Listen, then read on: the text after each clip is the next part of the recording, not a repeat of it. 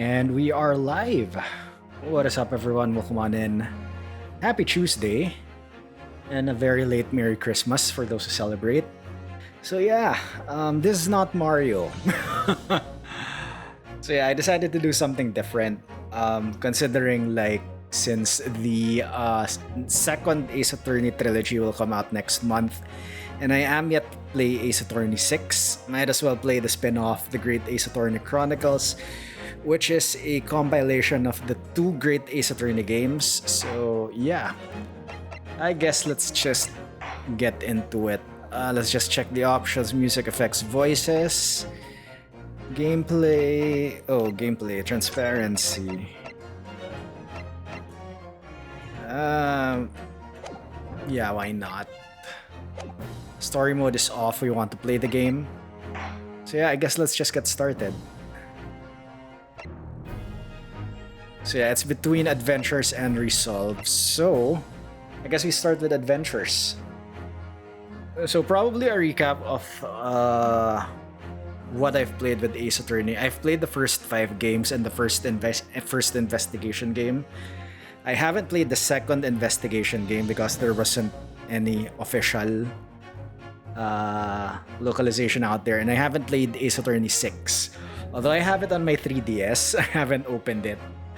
But I'm just waiting for the new trilogy to come out next month. Then I will play it either via the Switch or via PC. So we'll see. Alright, Great Ace Attorney Adventures. Yep. Let's do this.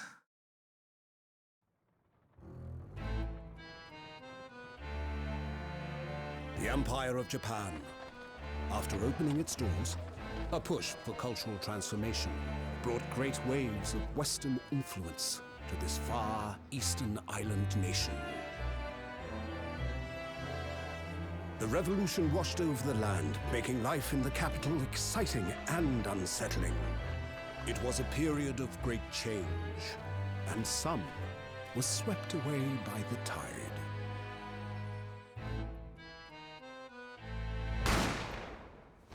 Oh, we have ourselves a murder.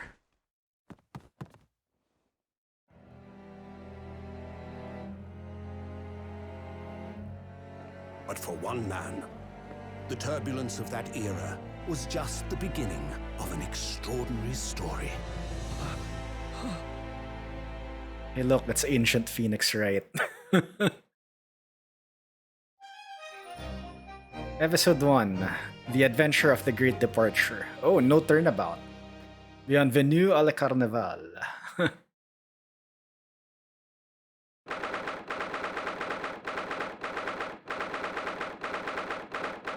22nd November, 8:43 a.m. Supreme Court of Judicature, I don't know. Defendants, Antechamber 5. Wow. Alright. Why for history?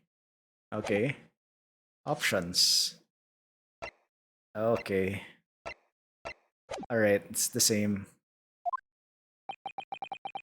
Still can't believe it. I still can't believe this is happening. How can it be that just beyond the doors to this quiet little chamber is the highest court in Japan, waiting to decide my fate? Why do I feel this game will like play into a lot of cultural stereotypes? Fair warning, probably.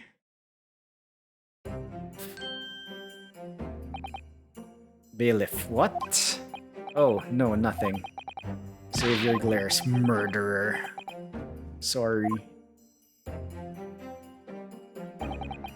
My name is Ryunosuke Naruhodo. I'm a second-year student at the Imperial Yumei University. 3 days ago, I somehow found myself in the middle of a horrifying incident.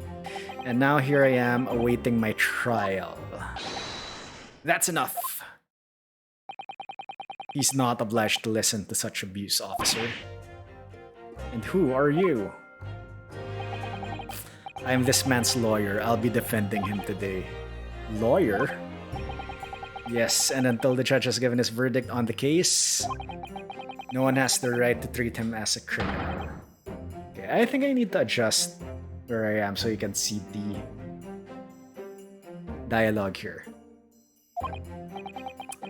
Technicalities, look at you. You haven't even graduated yet.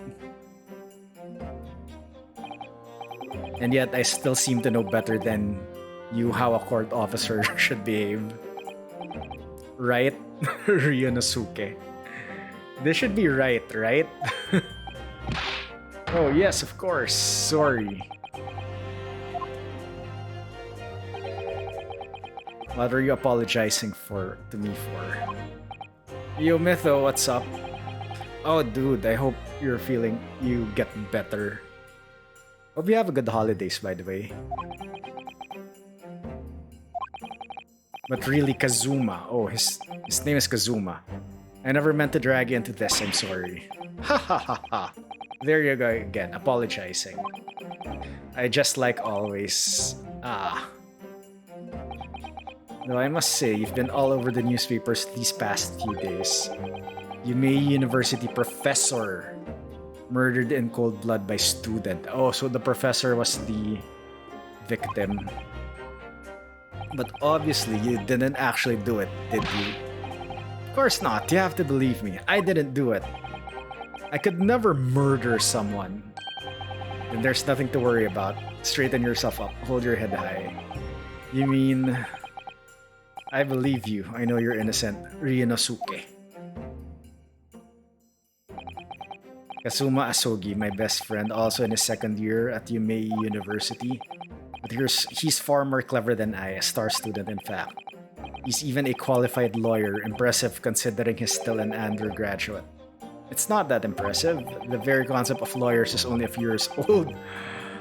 Here in Japan anyway. Wow. My qualifications don't mean much yet. You said exactly the same thing 3 days ago, but I'm proud to have a friend like you, Kazuma, truly. 3 days ago, yes, that's when all this started. Flashback! Congratulations, Kazuma. It looks like you're going to get to study abroad at last. I know. I've been forever dreaming of this day. Finally, those government elites have acknowledged my academic achievements and successes in court. So you'll be representing Japan as you immerse yourself in the most sophisticated legal system in the world. I'm really happy for you and proud as your friend. There's not a soul in the university who doesn't know Kazuma's name. He's a living legend. It's like there's some mysterious aura billowing around his temple. I want to bring about change in our own legal system. That's why I have to cross the ocean to see the real thing with my own eyes. The heart of the British Empire. Oh god, yep, here we go with the cultural stereotypes. I wish I could see it too. Then come with me. We'd have a wild time tearing up the streets of Her Majesty's City of London together. If only it were that simple. Oh dear, look at the time. I'd better be going. Alright, I'll see you later. I think I'll stay and enjoy this place a while longer. Good idea. After all, it's not every day you get to visit a high-class Western restaurant like this. See you in English class tomorrow then, partner.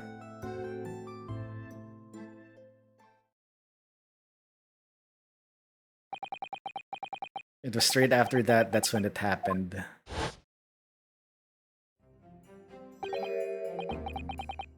Asogi, may I have a word?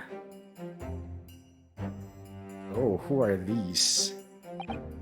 Professor, I didn't know you were coming.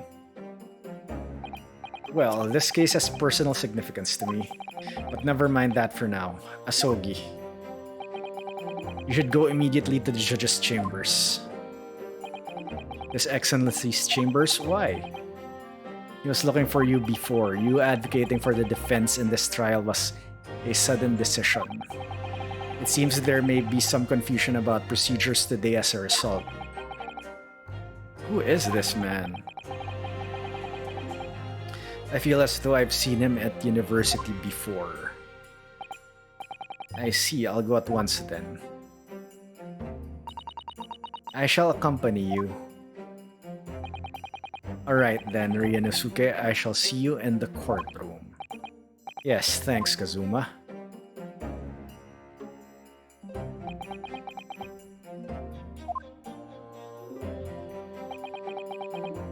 Dot. Ugh, this is awkward. If I may. Yes, sorry. You must be the defendant. Ryunosuke Naruhodo, I believe. Yes, that's right. My name is Eugene Mikotoba. I am a professor of forensic medicine at Yumei University. Ah, Professor Mikotoba. I've heard that name from Kazuma before. As I recall, he's been pushing to get the government to agree to Kazuma studying abroad. Asogi has told me about you. You and he are best friends, I understand. As such, I feel you should know. Well, as you've no doubt heard, Asugi has been granted permission to go and study in Great Britain. However, if he should fail to defend you in today's trial, I'm afraid that permission will be revoked and never granted again. Gasp! What? As I suspected, you were unaware of this. I had a feeling Asogi may have chosen not to tell you. Yo, Blur Neko, what's up? Welcome on in. How's the lawyering going? It's just started. This is just the first case of the first game in this collection. So yeah, this is just before even the trial started. So trial is starting. So yeah, we're just getting through the cutscenes and the setups. He's agreed to defend me, knowing that if he fails, his dreams will be shattered. But I don't understand. Why would the government do such a thing? The administration has to choose from a large number of applicants for overseas study. It's very difficult to persuade them to grant permission even in the most favorable of circumstances. I don't believe it. But I didn't do it. I swear. I'm not a murderer. I'm sure that's true, nevertheless. I can assure you that proving your innocence will be no easy task. You see, there are certain peculiarities about today's trial. Anyway, I hope everything's doing well, Blur Neko. Hope you have a good holidays. Sorry, what do you mean? You'll soon understand once proceedings get underway. But then what should I do? Well, naturally, I'm not going to suggest doing anything that could lead to a conviction. Right, so as soon as the trial starts, the judge will pose a certain question to the defense. When that happens, you must answer before anyone else. You must say, I do. I do? But what will the question be? Surely not. Do you accept the accusations brought before you? Of course not. Yeah, I have had a good Christmas. Have I played the other Ace Attorney games? Yes, I have played 1 to 5. I have not played 6. I'm waiting for the trilogy, for the new trilogy to drop next month. Then I'm gonna play it. I've played the first investigation game, but I haven't played the second investigation game, considering since there was no like direct English localization for that one. Defendant, court is about to begin. Proceed to the courtroom at once. Wow, this bailiff is like strong compared to the bailiffs in the Ace Attorney games. It would seem our repetitious discussions are to be cut short. So allow me to summarize. Kazuma Asogi must not be the defense lawyer in this trial. Oh. Of course, as the defendant, the final decision is yours. What are you waiting for? Do you want to be found guilty for failing to appear? Get moving, there's no point in anyone advocating for the likes of you anyway. This is it. If this trial goes badly, Kazuma's dreams of studying abroad are over. And what's more, I'll be found guilty of murder.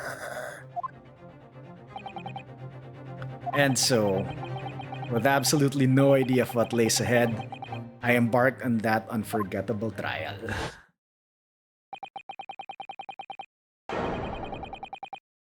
My one and only chance of proving my innocence, the trial that would decide my destiny. This is one long intro. I'm like spoiled from the Ace Attorney games that the intro is very short.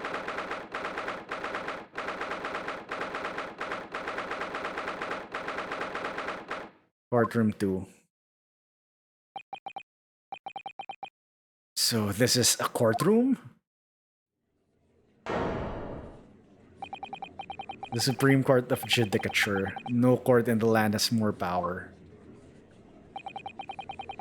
I don't much like the look of those people sitting in the public gallery. Lots of military and other uniforms in there. The powers that be have demanded that this be a secret trial. Oh, a secret trial? A trial that's closed to ordinary members of the public. Only military and government officials may attend. What? But why?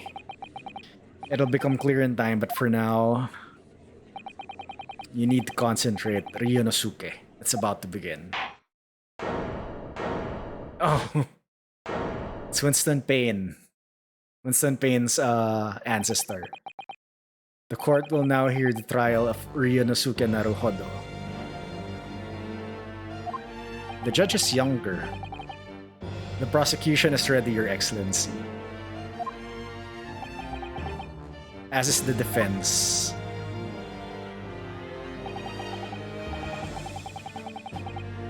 Before we begin, there's one point of order I would like to confirm. Yesterday evening, the defense made a last-minute request for a change of advocate. That's correct, Your Excellency. I made the request myself. Normal procedures for the defendant's advocacy to be decided 2 days prior to trial.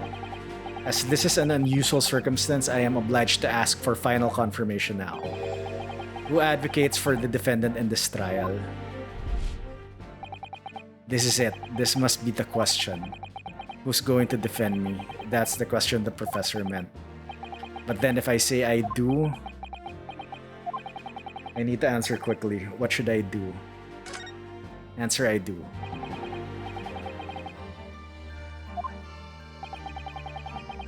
The confirmation is needed as I'm standing here beside the defendant. What?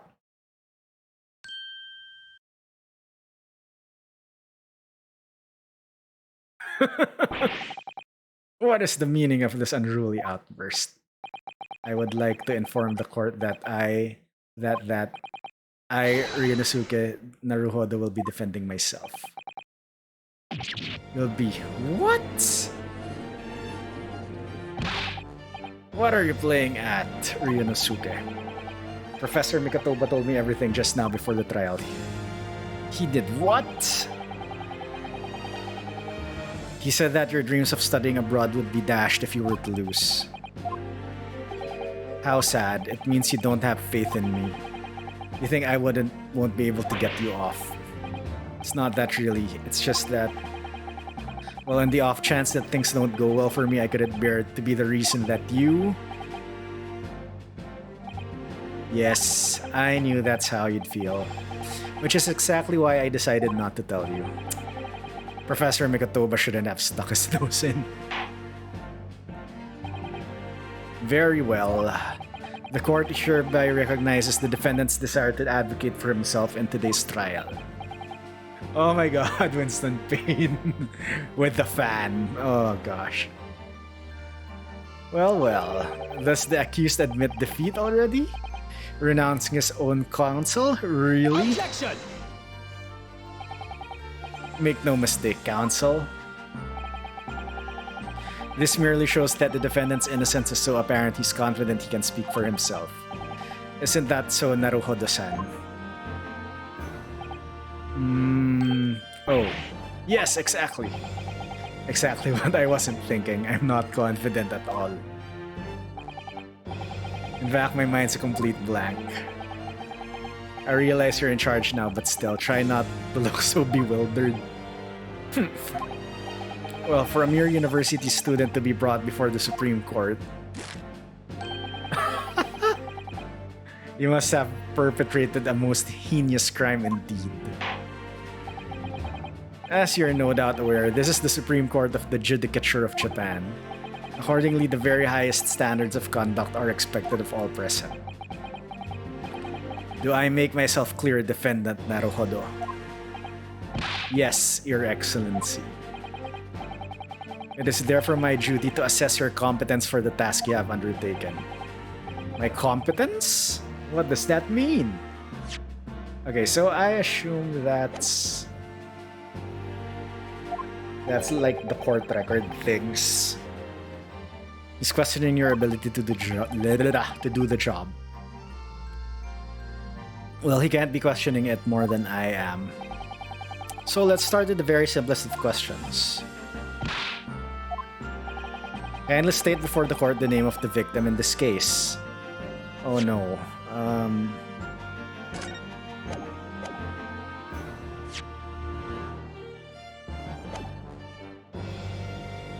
I don't have access to the court record.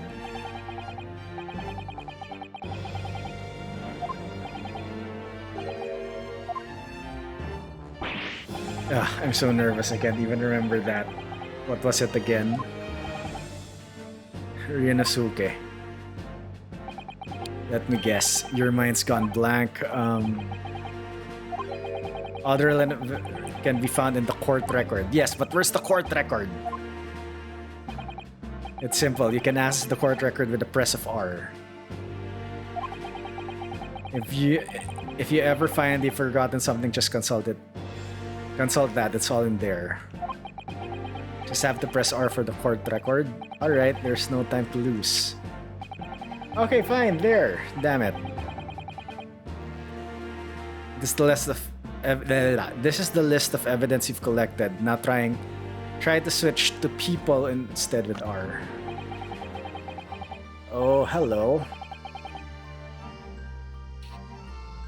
You'll find details about the victim in here when you're done. Just press B to go back. John Wilson. Wow, alright. Victim of this case, he was visiting professor of medicine at Yumei University from the British Empire. So remember, everything to do with the current case can be found in the court record. You better not keep His Excellency waiting any longer. Go on. Find the victim in the people section of the court record, then press X to present.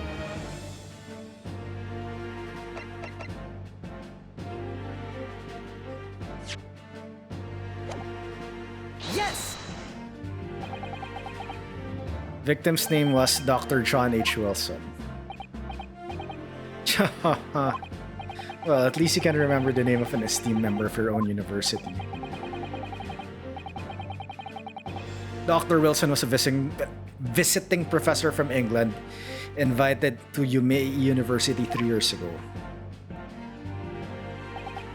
Indeed, which is the reason why this case has such profound implications.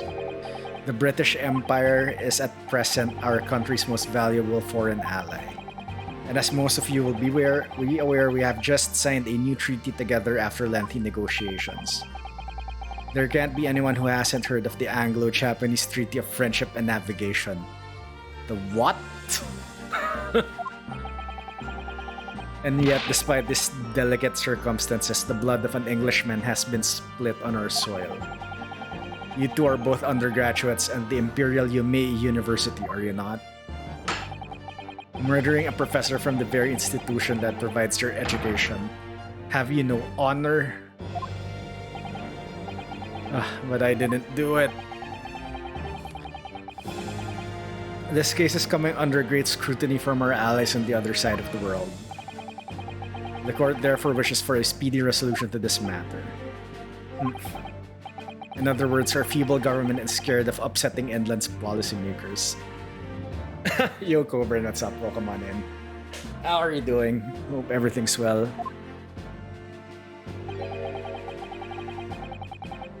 And you're a convenient and expendable scapegoat to blame for this crime.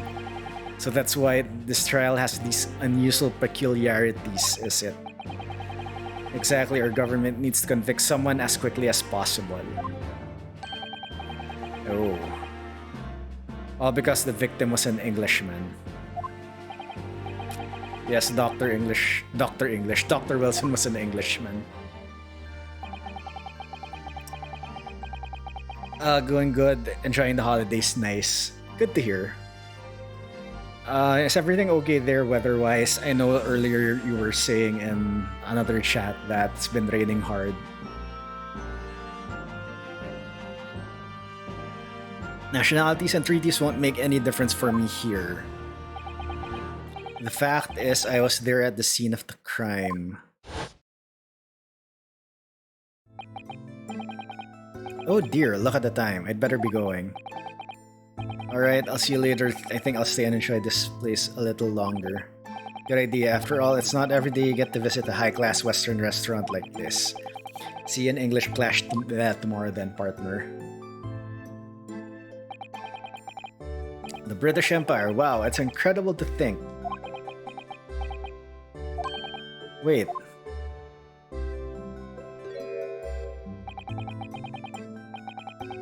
Rain and lightning has stopped now. Ah, that's good to hear. I've seen that man at university. I'm sure he's a visiting professor from Great Britain. I don't know his name, but still, I should go and say hello. Bang. So I went over to the professor's table and introduced myself to Dr. Wilson. Now then, let me pose my next question to you, Defendant Naruhodo. Yes, Your Excellency. How did this professor of medicine, Dr. John H. Wilson, lose his life? State before the court the cause of death. It's the autopsy report. It's not an autopsy report, it's a post-mortem report. Death occurred a little after 2 p.m. and was caused by loss of blood from a gunshot through the chest. The bullet did not pass through the victim's body.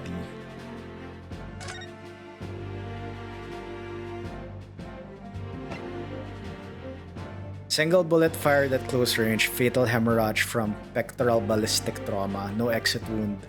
Bullet did not pass through body. So it's possible that the bullet is still inside the body.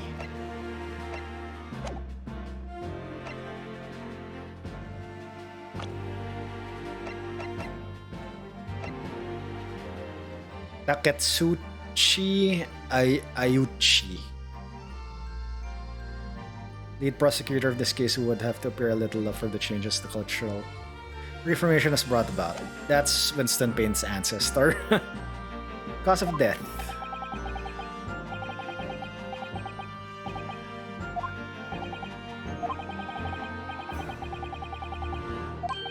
By evidence, but how? Find a piece of evidence that shows the professor's cause of death and select percent. Do it now. Yes! Yes! According to this document, the victim suffered from a hemorrhagic death due to gunshot trauma. Learn to read, you imbecile. That's the post-mortem report, I take it. That's right, that's the post-mortem report. In the West, a doctor dissects corpses to identify the cause of death in an autopsy. But here in Japan, a police officer merely inspects the body and draws conclusions that way. Oh. Alright, that's interesting. This is a so-called photographic print. Oh my god. Of the scene of the crime. You can clearly discern scorch marks around the bullet hole produced by the powder explosion. In other words, we should assume that the victim was shot at close range. Thank you, counsel. The court will accept this modern scientific evidence into the record. The photographic print of the victim has been entered into the court record. So that's a photographic print. Well, that's something I've never seen before. It's clearly superior to a drawing. The detail is incredible. Very well, I am satisfied with your answers. Let us start the trial. Certainly, Your Excellency. So without further ado, in order to better apprise the court with the facts of the case, the prosecution hereby calls its first witness, who was there at the scene of the crime where it happened. This is it then. I think I may have worked out what the professor had in mind. The professor? You mean Dr. Mikotoba? Yes, clearly you're the defense lawyer today, not me, but that doesn't mean... Well, I can still act as your assistant. When he was speaking with me before, he simply said, Kazuma Asogi must not be the defense lawyer in this trial. He really has been sticking his oar in, hasn't he? Maybe, but any help you can give me would be greatly appreciated, Kazuma. I think it's the professor that did it. Well, my first piece of advice is rein in that crazy look of bewilderment and control the cold sweats. Only if you rein in that crazy headband and control the cold stares first.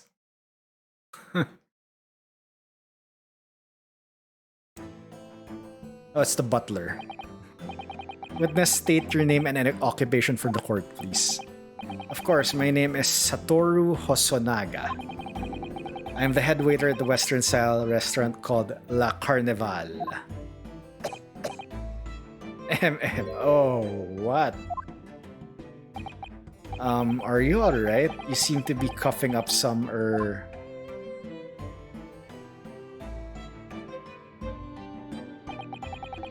It's a regular occurrence, it doesn't bother me. Does he have tuberculosis? Well, it really should. As everyone knows, the capital's southeastern quarter was developed for foreign visitors some years ago. It's become a very fashionable district now, full of hotels to accommodate overseas guests. This grim crime occurred... Sorry, just give me a sec. Okay, this grim crime occurred in one of the district's so-called restaurants, an Occidental eatery 3 days ago. Understood. Hosonaga-san, you will kindly tell the court everything you can about the incident. At once, sir. And no petty interjections from the aspiring lawyer boy, please. Oh God, his fanning. Oh, perspiring maybe, but aspiring. It was just after 2 p.m. on the day in question. We have few diners at that time of day. The lunchtime rush was over and there were only 3 tables still occupied. Must be on Australia then. Is it that hot there right now? That fits in with my memory of it too. There was hardly anyone else in the place. Ahem. It was when I was in the kitchen putting away crockery and cutlery. A gunshot rang out, so I hurried out to the dining area to see what happened. I found the victim, an English gentleman, slumped in his chair. Day, yes, night, manageable. What's your daytime temp? And what's your nighttime temp to compare? And standing immediately beside them, gun in hand, was the accused university student. Hold on, let me just clarify something here. Well, I did pick up a gun that I found lying on the floor beside the professor. Well, that's... You shouldn't pick up murder weapons. I didn't shoot him. Wow, he sounds like Winston Payne. I believe I asked you to refrain from your petty interjections. The court wishes to listen to the witness's report of what he saw, you amateur. But... the next time you interrupt at an inappropriate time, you will be penalized, Defendant Naruhodo. Play the We Were All Watch the VOD of the last stream soon. Yeah, my VOD should still be up and if. Don't worry, Ryanosuke, you'll have your chance to fight back. For now, we must just quietly listen to the witness. If I may confirm one point, waiter, standing beside the victim with a gun in his hand was the same man we see here in court today. Yes, without question. I see. And apart from the accused, was there anyone else standing beside the victim? No.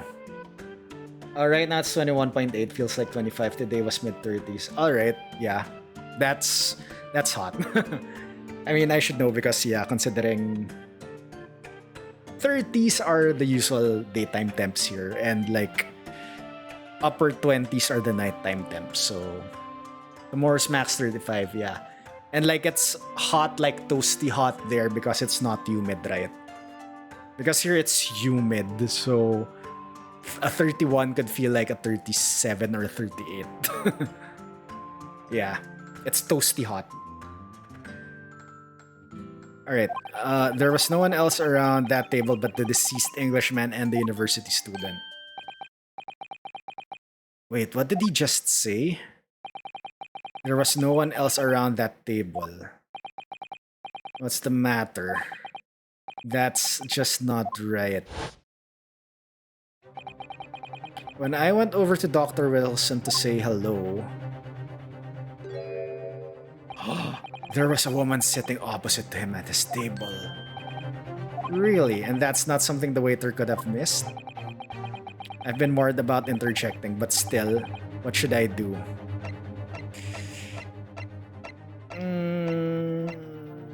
Wait and see. I desperately want to say something, but I was told not to interject. Ryunosuke, if your parents tell you to study, you're the kind of man who would diligently get to work, aren't you? I suppose I am. I'd never have gotten to Yumeya as otherwise. But you can't just always follow the rules in life, you know. If you don't say what you want to say right now, you'll seriously regret it when you're found guilty. Alright, you've scared me. I won't forget that piece of advice in a hurry. And there is something I want to say. I'm just going to shut my eyes and say Yes! it. Shouldn't it be objection? Just a moment, please. Dr. Wilson wasn't alone that day, I'm sure of it. There was a lady sitting with him at the same table. Objection! Dear me, what are we going to do with you? With your blatant disregard for court proceedings, I am beginning to wonder if you're not a fraud. Could it be that the accused, this mere student, is not a real lawyer after all? But I'm sure of what I saw. Hosonaga-san, is there any chance you're mistaken? Perhaps your memory of events is hazy. No.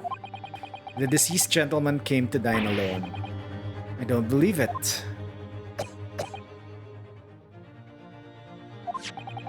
I actually have a rough plan of the restaurant as it was today. Please have a look if you'd like to. Let me see. A sketch of the establishment's layout drawn by yourself, I presume. That's right. I'm afraid I used the back of my business card. It was a turbulent situation. Oh, there's something on the front of the business card that's probably going to be a clue later on. However, as you can see, the gentleman in question was seated alone. Well, you're clearly a very conscientious waiter. Thank you, sir. The court will take this plan and add it to the court record as evidence. Oh, well... Is there a problem? Hand the plan to the court officer at once. Of course. Here you are. What was that about? He's been completely calm and collected until now. Something seems to have shaken him. The waiter's business card has been entered into the court record. Oh my god, can you please stop coughing? Drink some water or something. So... the court has now heard the purpose of the case.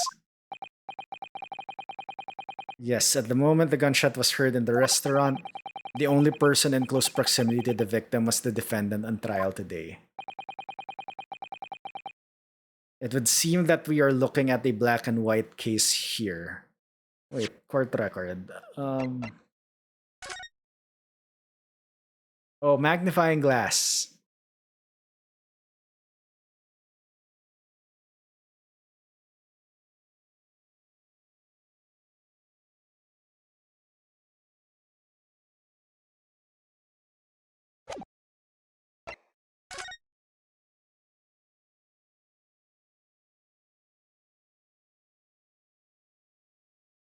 I can't flip this. Kitchen entrance. Okay. It's gonna be there later. Defendant Naruhodo. Yes, Your Excellency. If you admit your guilt at this stage, the court is willing to look mercifully upon you. In other words, you may have some small reprieve in terms of your inevitable punishment. I call this waiter as an unsworn witness in order to explain the details of the case to the court. But I must warn the defense, if you are determined to pursue matters further in this trial, the prosecution has decisive evidence from sworn witnesses who were present at the scene of the crime. Oh.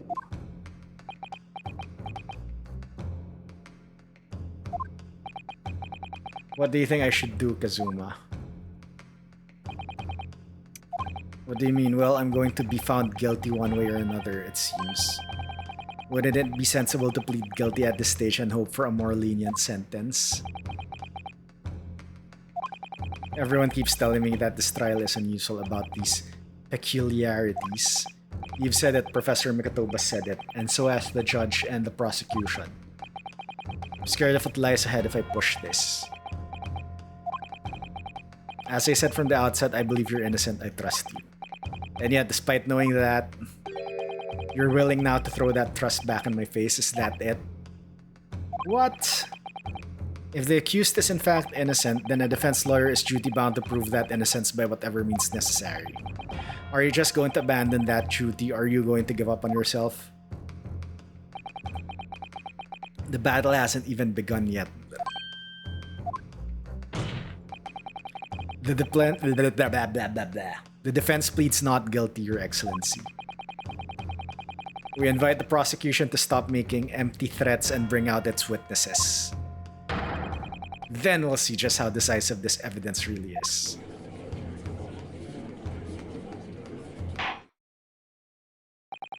Indeed. Prosecutor Ayuchi, please continue with proceedings.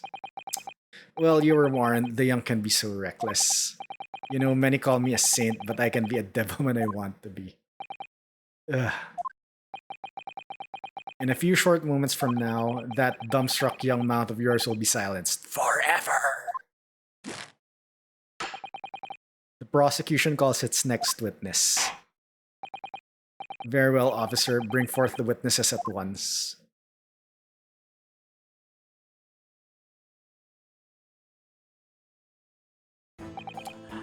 Yep, cultural stereotypes and something. Come on. Witnesses, kindly state your names and occupations for the court. Yes, sir. The Great Nippon Imperial Army Sergeant Iesanosa reporting for duty, sir.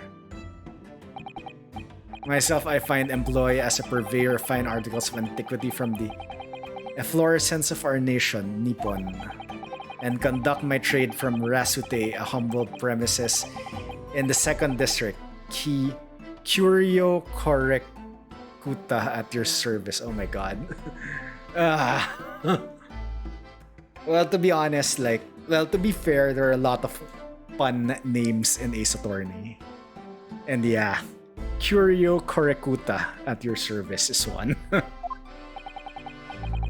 An antique teller and a soldier, what an unusual pairing. Both of these gentlemen were present at the restaurant on the day in question.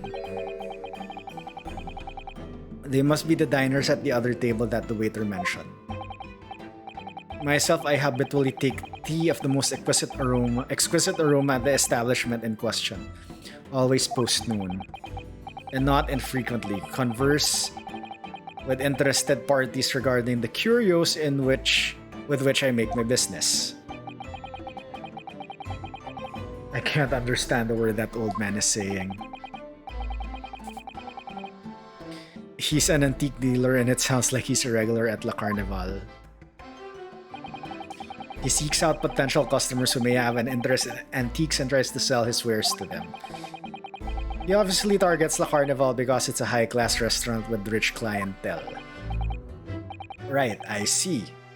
Although to be honest, that sergeant's looks more like he'd be a seller rather than a buyer. Now, you both witnessed the precise moment of this most atrocious incident. Is that correct? Affirmative. The enemy unit was seen attacking the foreigner in what can only be described as an act of war, sir.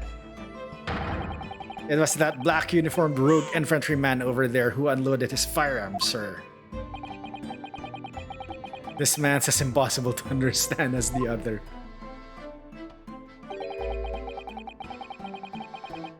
But I'm almost sure I heard a strange noise during that last thing he said.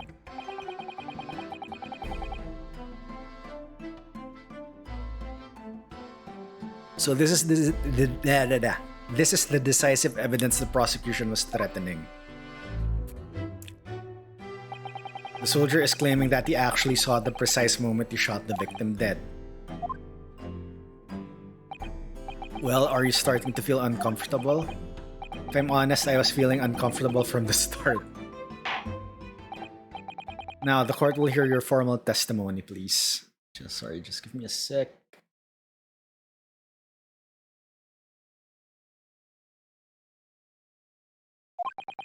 You'll state everything you saw at the precise moment that the incident occurred. Yes, sir. Standing by to report, sir. Unsavory memories of a most acerbic afternoon. Wow, dual testimonies. This is interesting. I was ingesting a regulation beefsteak at the restaurant while having a tactical discussion with the old man. Myself, I was extolling the virtues of a particularly fine golden curio to the military gentleman. At that precise moment, a firearm was discharged. I observed the enemy's actions with my own eyes. The black uniformed varsity cadet fired on the English civilian, and from the back, the cowardly little weasel. Objection. I was on my hands, on my knees, investigating the whereabouts of my mysteriously abscondent precious curio.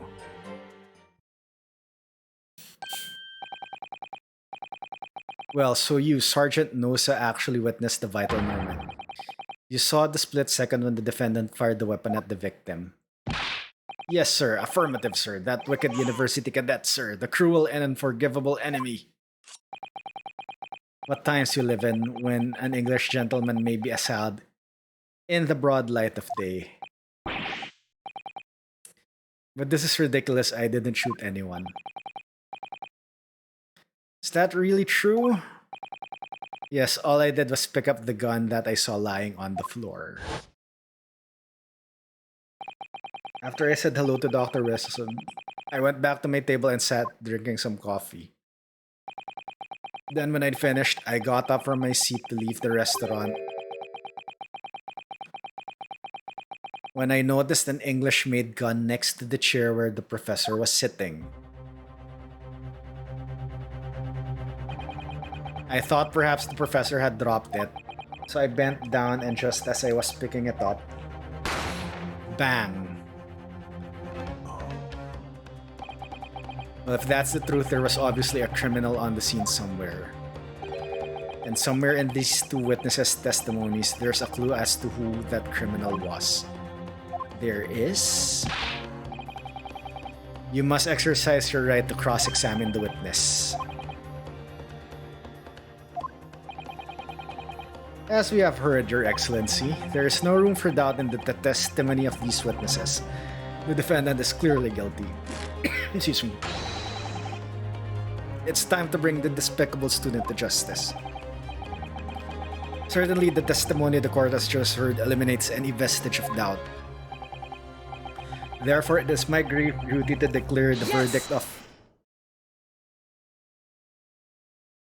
God, why does he just look so beady-eyed and...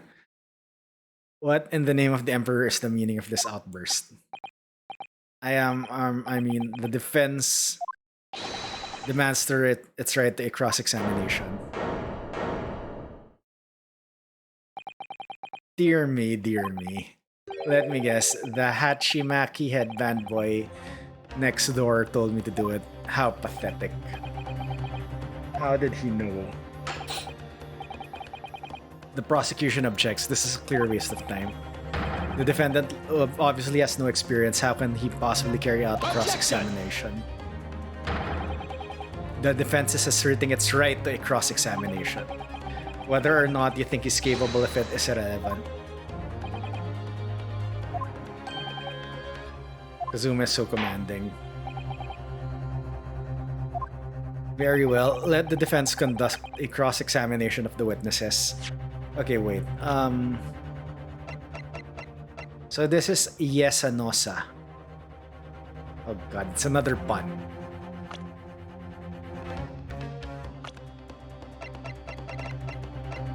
And this is Curio Correcuta.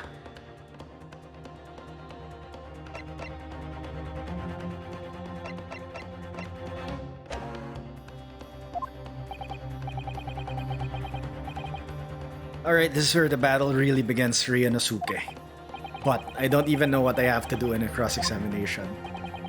Isn't it obvious you have to expose the lies in the witnesses' statements? How?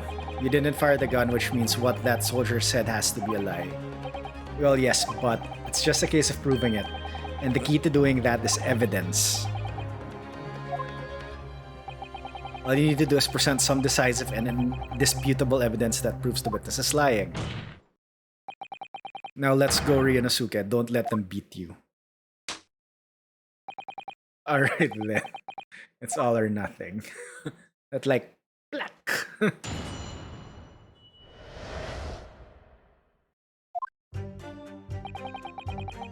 I was ingesting a regulation beefsteak at the restaurant.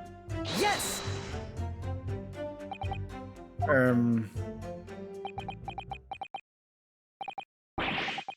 Why aren't you saying anything? Is this some new interrogation technique? I hadn't actually thought of what I wanted to ask.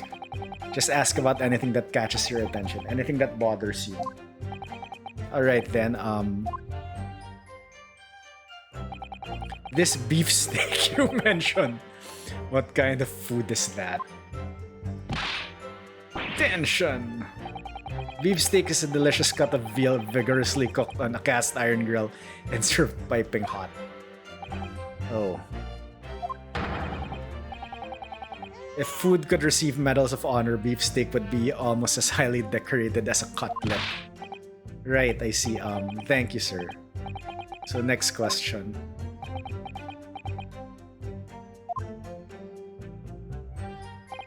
This cutlet you mentioned. What kind of food is that? Cut a veal tossed in breadcrumbs and deep fried in cooking oil. What's cooking oil?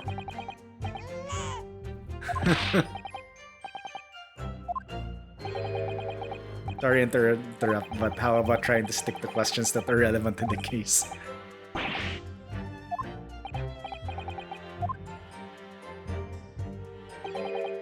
Is it just me or do you keep hearing a sort of wah crying noise? Negative! Well, at least you've learned that he's a big beef lover. Affirmative. It's not easy knowing what questions to ask. Oh, Prime Presser. Oh, there are like achievements here.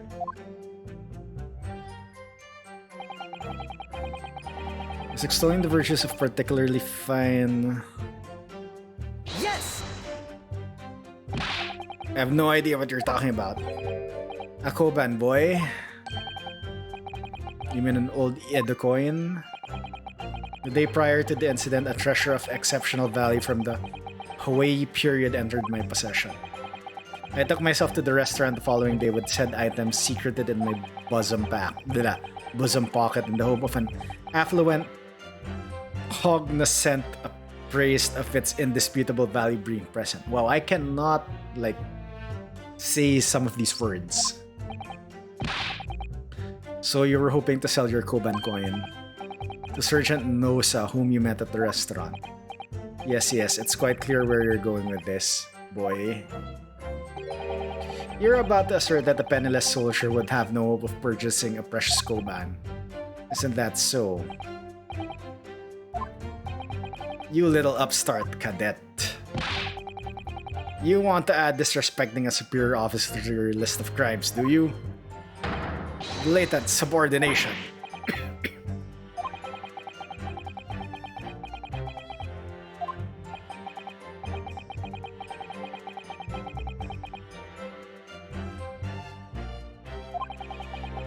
There remained precious few present with whom I could engage in discourse about matters of business. The gentleman aside me who was grappling with his braised veal at the time was my sole prospect. I see. As that precise moment a firearm was discharged, I observed the enemy's actions with my own eyes. Yes! Okay, I want to press every single statement, similar to like what I was doing in the Ace Attorney games. So you're saying that you actually saw me at that time? Affirmative, I saw you. Laughing, cackling like a madman as you trained the barrel of your gun on the English civilian. But that's impossible. I only... Allow me to confirm just one point, please.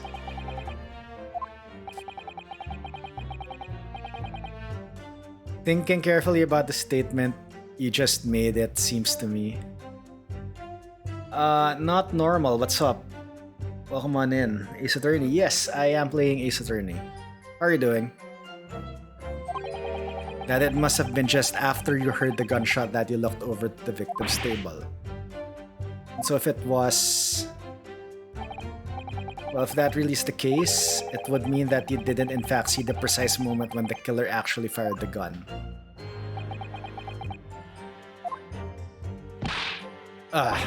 And double My sixth sense. Sorry? My sixth sense of danger. I picked up the waves of murderous energy radiating from your foul mind.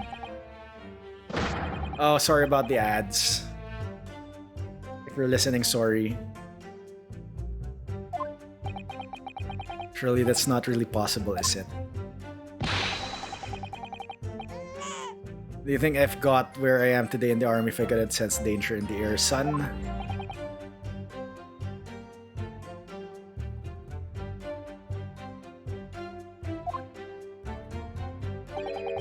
It would seem the soldier is absolutely convinced that he saw you do the deed. This is not good.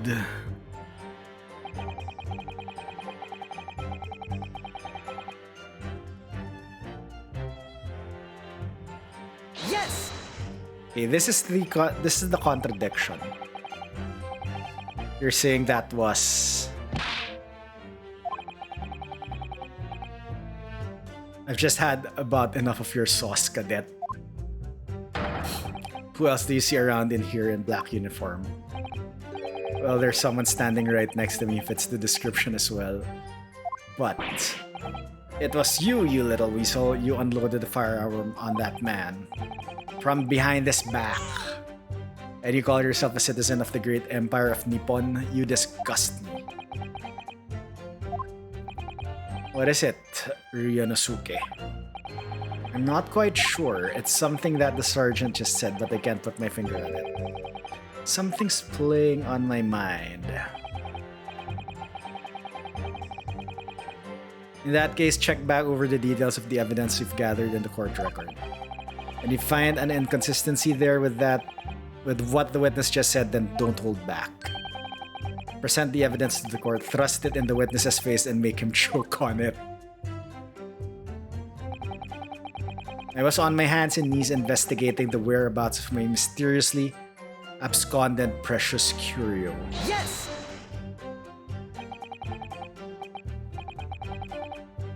On your hands and knees, can you please explain? That's right, spurning the arthritis. 8 months. That's almost a year with this nerd that's in a country above down under. Crikey. Crikey indeed, Coburn. Thank you for the 8 months. I really do appreciate it. Enjoy ad-free viewing, and even though it's after the first ad, thank you very much. I really do appreciate it. And enjoy the other emotes as well. Thank you very much. Really do appreciate it. So yeah. Yeah, apologies for the ad break. I wasn't looking at like my control panel, and yeah. So thanks for sticking by the ad break. But yeah, if you don't like ads, yeah, just get turbo. Anyway. Alright, so yeah, probably sir, I'm just pressing the other statements in the testimony I saw the statement that had a contradiction. I haven't presented the evidence first just because I want to get through most of the dialogue, so we're just pressing the last statement. What lost piece are you referring to? The Koban, of course, the exquisite Hawaii-era Koban coin. I had just been showing the rare treasure to the military man as he masticated his meal. After averting my eyes for the briefest of moments, it was there no more. It simply vanished. Oh. The Koban vanished. Hence, I began to acquaint myself with the intricacies of the floor in order to locate it, and then it happened. You heard the gunshot, you mean? None other than, though it was no concern of mine, I was frantically scouring the floor for the aforementioned lost treasure. So in fact, you didn't actually witness the precise moment when the incident occurred. Indeed, myself, I did not. I have no idea what I'm supposed to do here. Listen, we know there are lies lurking in these statements. It's time to expose them. I understand that. The question is, how? Like I said before, the key to this is using evidence that we've collected. You can examine and present evidence while a witness is given testimony by pressing R. Go through each statement and the details about each piece of evidence and compare all the facts. Somewhere in there, you'll find something that doesn't add up. In other words, an inconsistency. When you find a statement and a piece of evidence that seems to contradict each other, present your evidence with X and rip the witnesses apart. Just be careful, because if you assert a contradiction that has no basis, you'll be given a penalty. If you're dealt too many penalties, the defense's case will fall apart and you'll receive a guilty verdict. So that's it. Pursue the evidence in the court record and find an inconsistency with the witness's statement. Alright, I'll give it a try. You can hear the witness's statements over and over again as many times as you like. So keep your hand and be measured in your attack. Good luck, partner.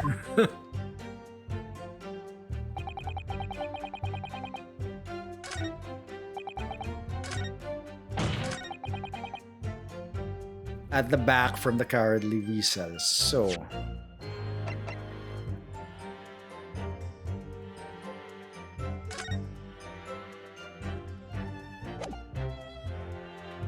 Yes! okay, it's the same. If you present something that's correct, the music stops.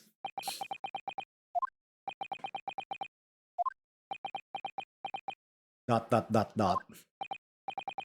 What are you playing at, cadet? What is the meaning of this subordination? Thrusting some photographic print in my mustache? Inconsistency, sir. I mean, yes. There's a clear inconsistency here. What nonsense. What can this print possibly tell us that we don't already know? Well, obviously... the words just won't come out of my mouth.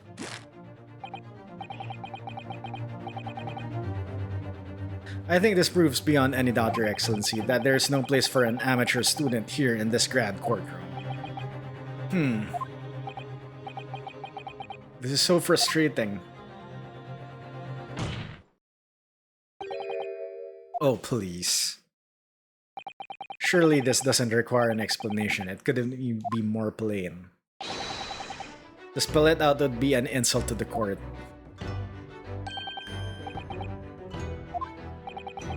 What are you talking about?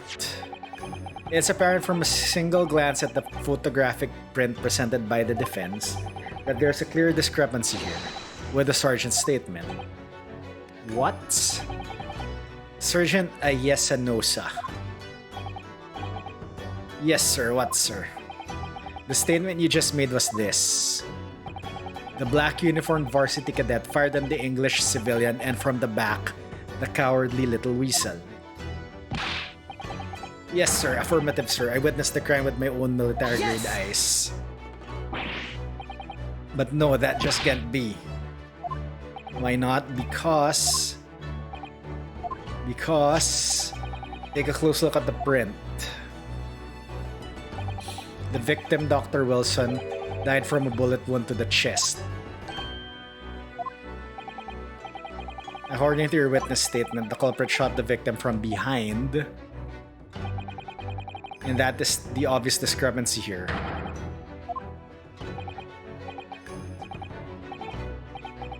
Well, oh, there's a kid. What the hell? What was that? Something just popped up from behind his back, but he pushed it down again. He has a kid? Would you not agree, Sergeant Nosa? Yes, sir. At this juncture, that would appear to be indisputable. Until the moment I heard the firearm of discharge, my eyes were firmly fixed on the delicious La Carnival steak, sir. What? The last testimony the court heard has proven one thing beyond all reasonable doubt. The witness, Sergeant A.S. Enosa, did not see the defendant firing a gun at all. That's absurd. I think the conclusion we must draw is simple. There is no place for an amateur prosecutor here in this grand courtroom.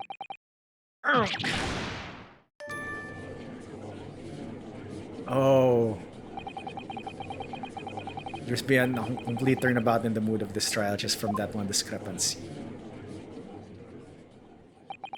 So this is what being an ace attorney is all about. He made the self-reference! But I definitely saw him. That university cadet there, he was pointing the firearm directly at the victim's back. But I never fired the gun. All I did was pick it up from the floor. And you, old man, you didn't see the moment the victim was shot either? Myself, I have already been quite clear. The gunshot interested me not. I was far too busy on the floor. Oh yes, you were looking for your Koban coin, weren't you? Indeed, the prized Hawaii-era Koban. Hunting around under the table I was, in case mayhap it had fallen there, and then it happened. You heard the gunshot, you mean? Indeed I did, but I heeded if it not, for I was concerned only with finding my absconded Hawaii treasure. Nothing could distract me. Out of interest, did you find the coin in the end? No. I see. That lamentable day, the precious Hawaii Koban was lost to me. No doubt some unscrupulous scoundrel pocketed the prize coin for himself.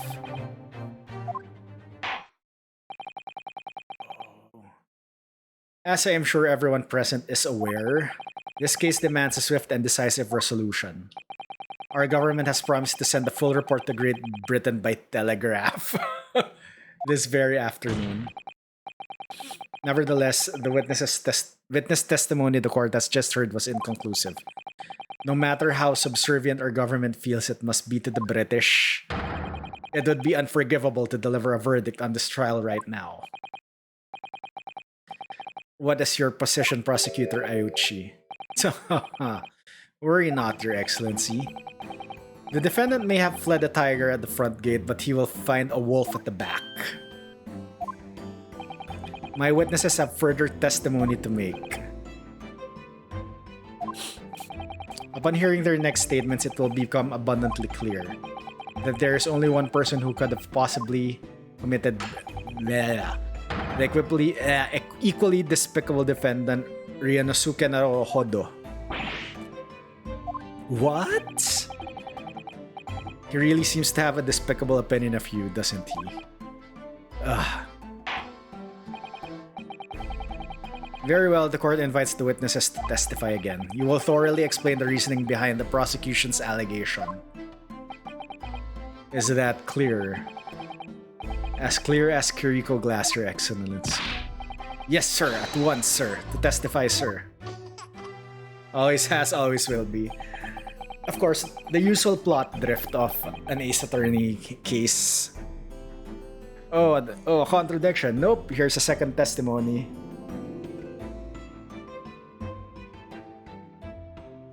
Rinse and repeat until the breakdown.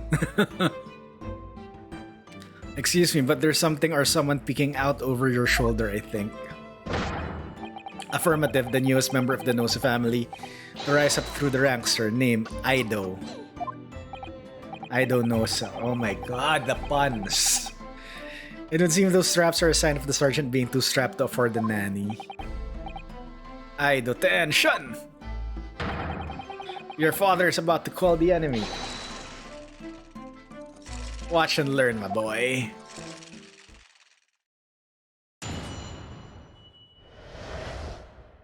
The true culprit. Even if what I saw wasn't the precise moment the firearm was discharged, it's almost at the same thing.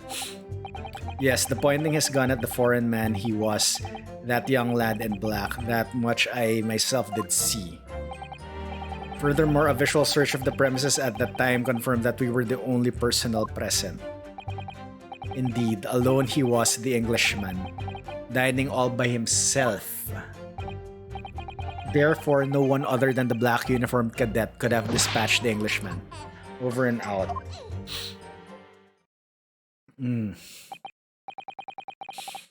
These testimonies are clearly... Wait, that's nonsense. The victim, Dr. Wilson, wasn't alone at all. Please, enough of these outbursts already. But there was a woman. There was a young woman at the table. You must have seen her. Everyone there must have seen her. If you call yourself a lawyer, then you will respect the rules of the court and speak accordingly. We are not here to listen to your fantasies. Ugh. It is evident beyond all reasonable doubt that the victim was alone at the time of the incident. The prosecution has photographic evidence of this fact. Is this a photographic print of the scene of the crime council? Indeed, the table at which the victim was dining taken by an investigator immediately after the incident. As can plainly be seen, there is only one place set. Certainly, based on the appearance of this print, it would be reasonable to conclude that the victim was not in the company of anyone else. This doesn't make any sense. The court will add this new photographic evidence to the record.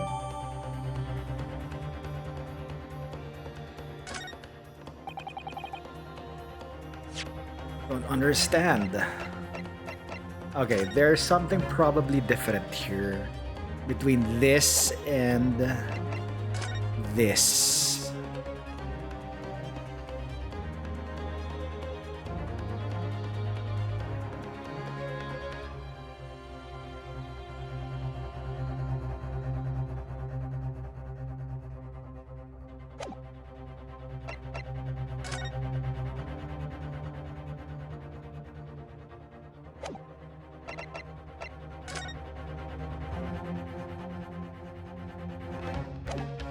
Oh god, he's covering the steak.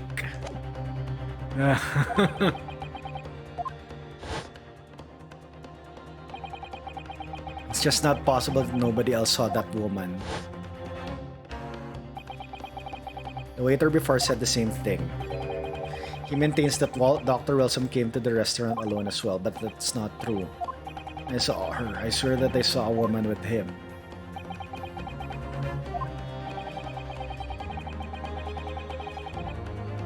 It would seem that we'll be able to telegraph the report to Great Britain on time after all. The witness testimonies we have just heard leave no further room for doubt. These are very sensitive political times, as we all know. The ink is still fresh on the treaty with Great Britain. I think that Taketsuchi Ayuchi will have contributed to the amity of these two great empires as an honor.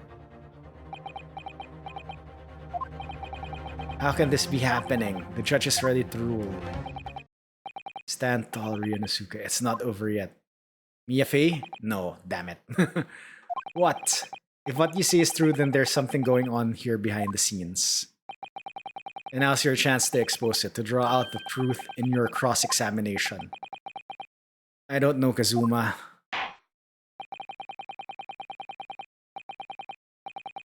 The defense is entitled to cross-examine the witness, but make it quick. Understood?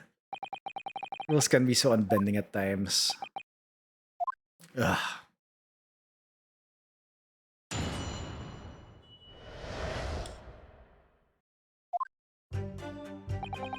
Even if what I saw wasn't the precise moment the firearm was discharged, it's almost the same thing. Yes!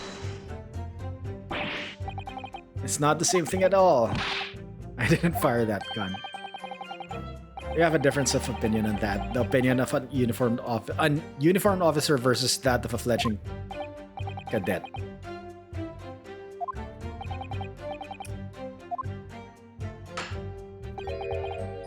Just a moment ago, I blinked. Did you? Did you see it? Did you see me blink? How could I? And yet, it's an undeniable fact that I did blink. So there you have it.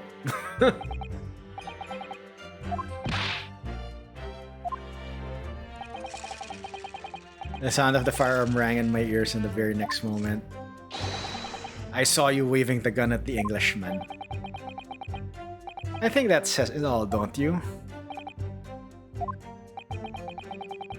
And let us not forget that the antiques dealer witnessed the accused in this most incriminating position as well. Isn't that so, Korekuta-san?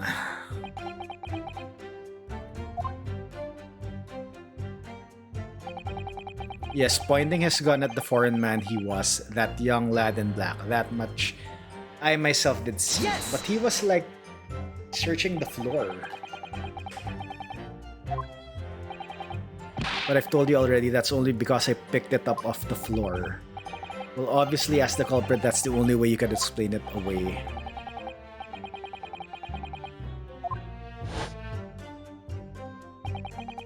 Wait, he didn't hear the gunshot then, if that's the case. Then why? Oh no, he heard the gunshot after.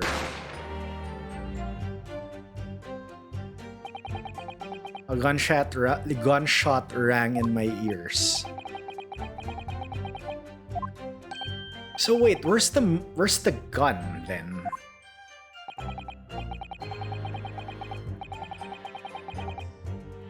In your case, you found a pistol on the floor and picked it up, which precipitated this testing predicament. Whereas conversely, I failed to pick up the Koban from the floor and find myself in an equally testing predicament as a result.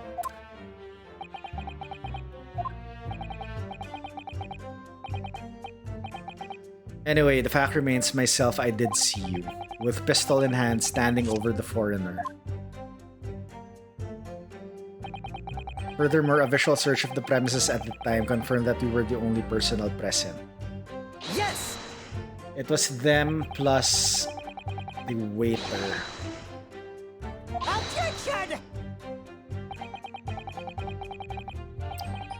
As you have been at pains to point out time and again, I feel I'm growing a callus in my ear. And yet no one else appears to have caught even a glimpse of this woman. If only there had been more people dining there at the time, that someone else would have noticed her. Unfortunately, it was already past 2 p.m. when it happened, the quiet time between lunch and dinner in any restaurant. Shouldn't it be dinner and supper? Inconsistencies. I know, of course, the place was almost empty. It's what you'd expect. 2 p.m. is neither here nor there in terms of a time to eat. I wonder if there was a reason why the victim was eating at that time of day and why he was alone. Yes, there was a reason. Wow. This was found in the victim's jacket pocket. What is that, Counsel? It's a medical report card, Your Excellency. It would seem that the victim had an appointment at a clinic prior to visiting the restaurant. What a clinic! Oh my god! Yes, there would indeed appear to be an entry for the date in question. 19th November noon to past 1 p.m. The very day of the incident. So the victim went for a late lunch following his appointment. The explanation couldn't be more simple. The prosecution felt no need to submit this evidence before as it really has no bearing in the case. But it does.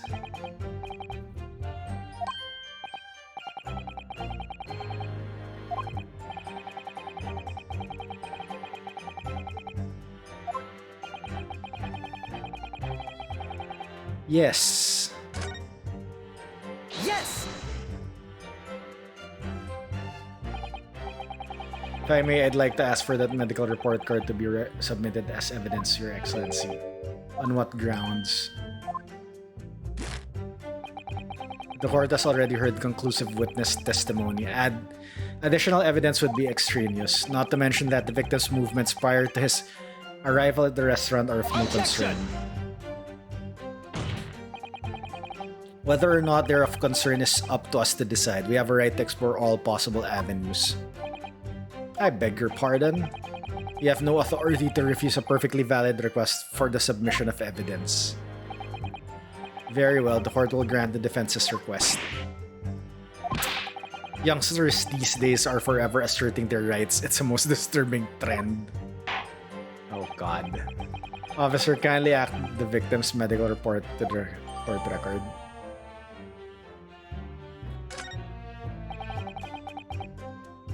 What we need right now is new clues. Of course we do.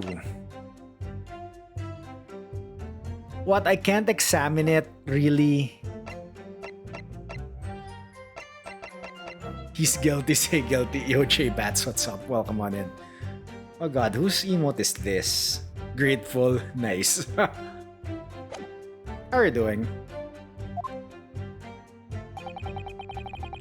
We have to explore things from every possible angle, even if they don't seem relevant at first. You can conspire to prolong this trial as much as you like, but it's the day after. Oh, sorry. After the festival already for you. Or perhaps you'd forgotten that these witnesses' testimonies leave no room for doubt. Feel free to reiterate the accused. Correct, Kuta-san. You've been good. Happy holidays. Same to you, J-Bats. Happy holidays. As well. Were you able to get like the converter plug or something already? Back to work today. I'm off work up until the 2nd. I get back to the 3rd. I get back on the 3rd. She didn't buy it. Oh, I'm so sorry. So you ordered it. Alright. Can I swap her for sure? No. No, Aniv. No swapping. No swapping, Aniv.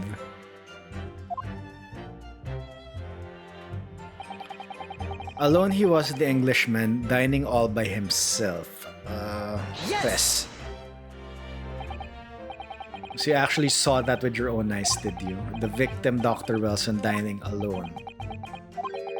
That I did. Forgive me for the position I place you. Don't swap.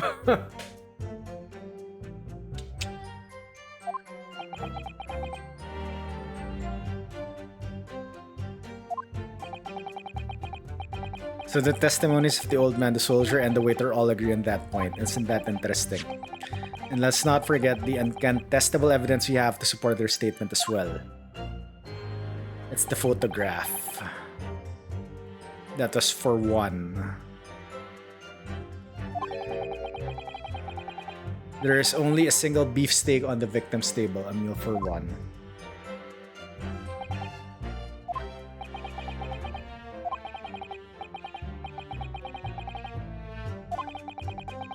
It's not impossible that they're all lying.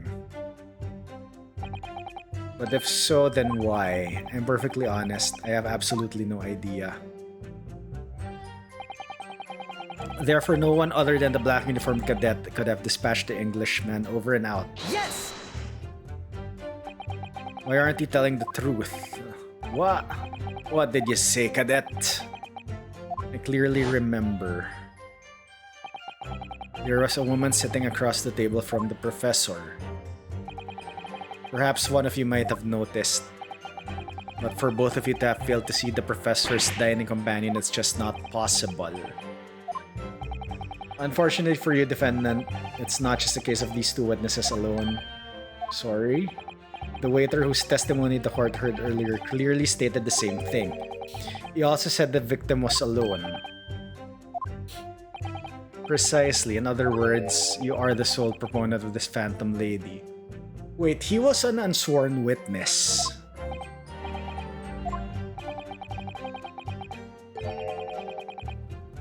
If such a woman were indeed present at the scene, the prosecution demands to see proof. And if no such proof exists, the prosecution demands that no further mention of this phantom woman be made. It is a blatant waste of the court's time. There's nothing you can say to that.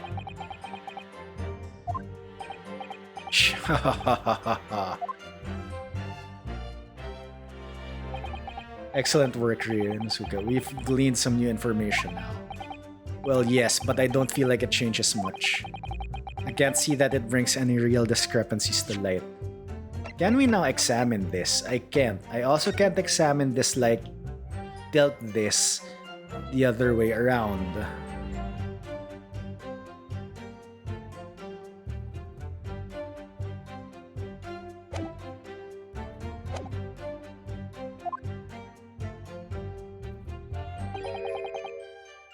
I wouldn't be so sure. Let me see that medical report card we've got before. Yes, this is a brand new piece of evidence, so perhaps we should examine it. Oh, now I can examine it. You'll notice that some pieces of evidence bear a magnifying glass. These are the only ones you may examine. Press A and you can take a closer look at the piece in question. Use R.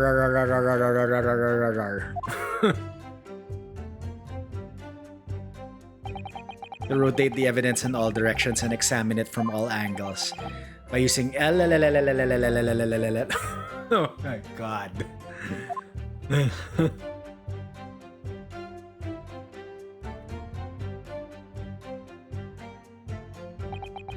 You can move the crosshairs around to hunt for clues that may have been missed before. If the crosshairs start to pulsate, press A to investigate further. So partner, I think you should take a closer look at this medical report card. See if there isn't something new to be learned by examining it in more detail. Alright, I'll see what I can do.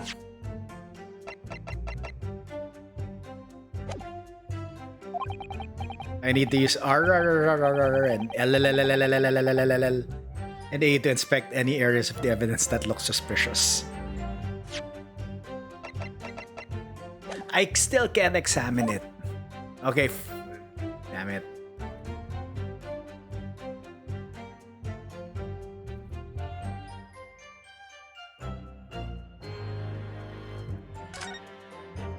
Why is that folded?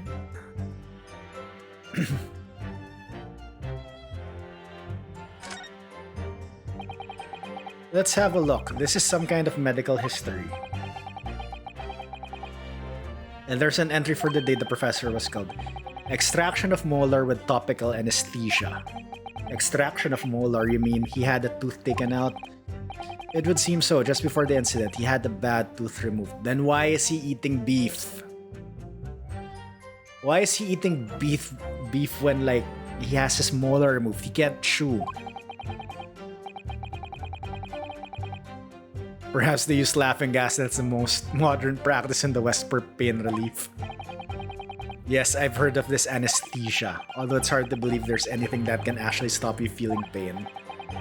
There's a cautionary note from the medical practitioner as well. Strictly no food or drink beside water for 3 hours post-procedure until anesthetic effects have passed. Really sounds like information worth bearing in mind. The medical report card's information has been updated into court record.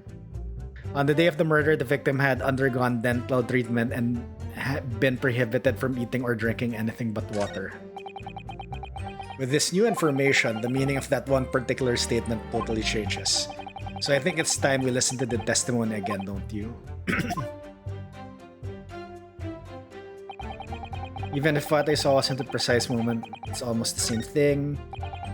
Finding his gun. We were the only personnel present. Alone he was the Englishman dining all by himself. Therefore no one other than the black uniform cadet.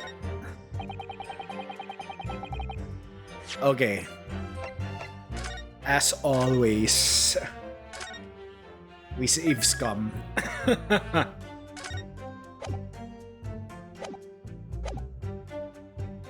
Yes! No, damn it.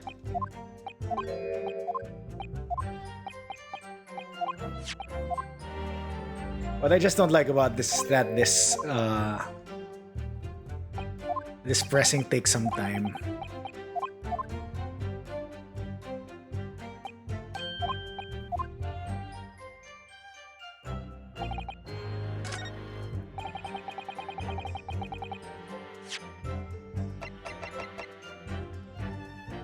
Yes! Okay.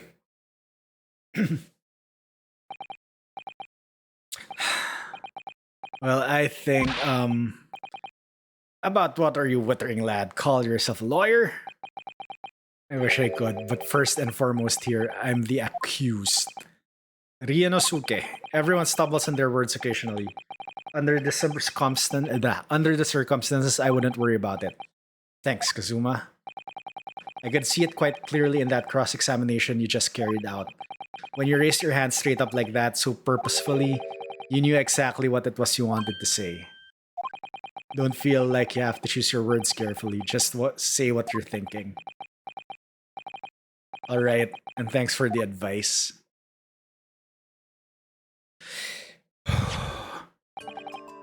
Horikuta-san, this is a medical report card belonging to the victim. What of it, boy? Comparing what is written on this report card with your witness statement, something clearly doesn't add up. Dear me, have you forgotten my words so soon, you amateur? You're not to interrupt court proceedings with your amateurish drive. But let's see if I can explain it in words you might understand. It was after 2 p.m. in the afternoon when the victim was murdered at the restaurant. Whatever he may or may not have done before that time is completely irrelevant. That's, remember, you don't have to use clever language or fancy words. Just make your point. Your Excellency, I believe we're finished here. There is surely no need to prolong this trial further.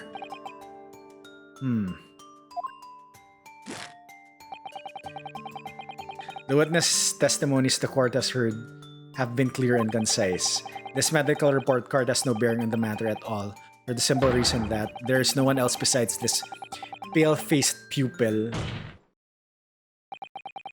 This medical report card has nothing. Oh, he already did the slap without the pack. I mean the slap sound. This medical report card has nothing to do with the case. Do you really believe that? What? That outburst half petrified me, boy. Of course I believe it. How could it possibly be relevant? Perhaps because Hotta Clinic, which issued the report card, is a dental clinic. A dental clinic? Is that supposed to mean something to me? Perhaps if I told you that the victim had just had a tooth extracted. What's this now? And furthermore, oh, he's not beady-eyed anymore. If I told you that as a result the victim had been forbidden from eating. Just what are you trying to say, cadet? He had orders not to eat, so what? It's all written up in here. No food or drink other than water for 3 hours post-procedure while anesthesia wears off. What? No, that can't... Horikuta-san. What, boy? As you just heard, when he was killed sometime shortly after 2 p.m., the victim couldn't have been eating anything at all. Additionally, there's more? You have assured the court with unwavering self-confidence that the victim was dining alone. But that cannot possibly be the case. Because the victim, as we now know, had just had one of his teeth extracted and was still experiencing the effects of the anesthetic. Oh, is this the breakdown scene? Objection!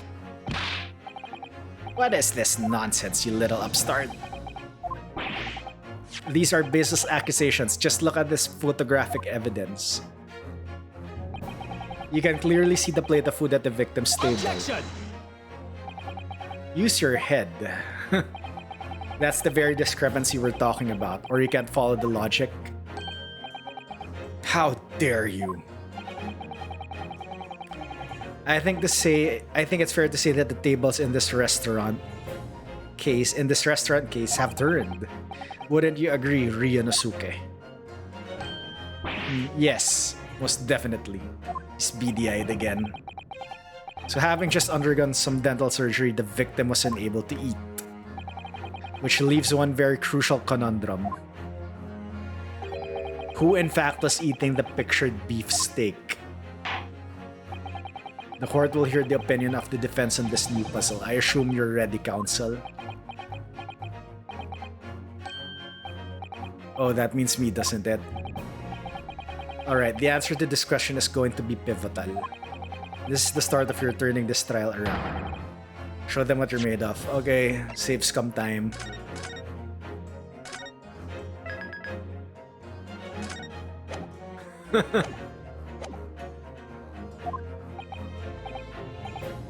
So, the person eating the steak at the victim's table must have been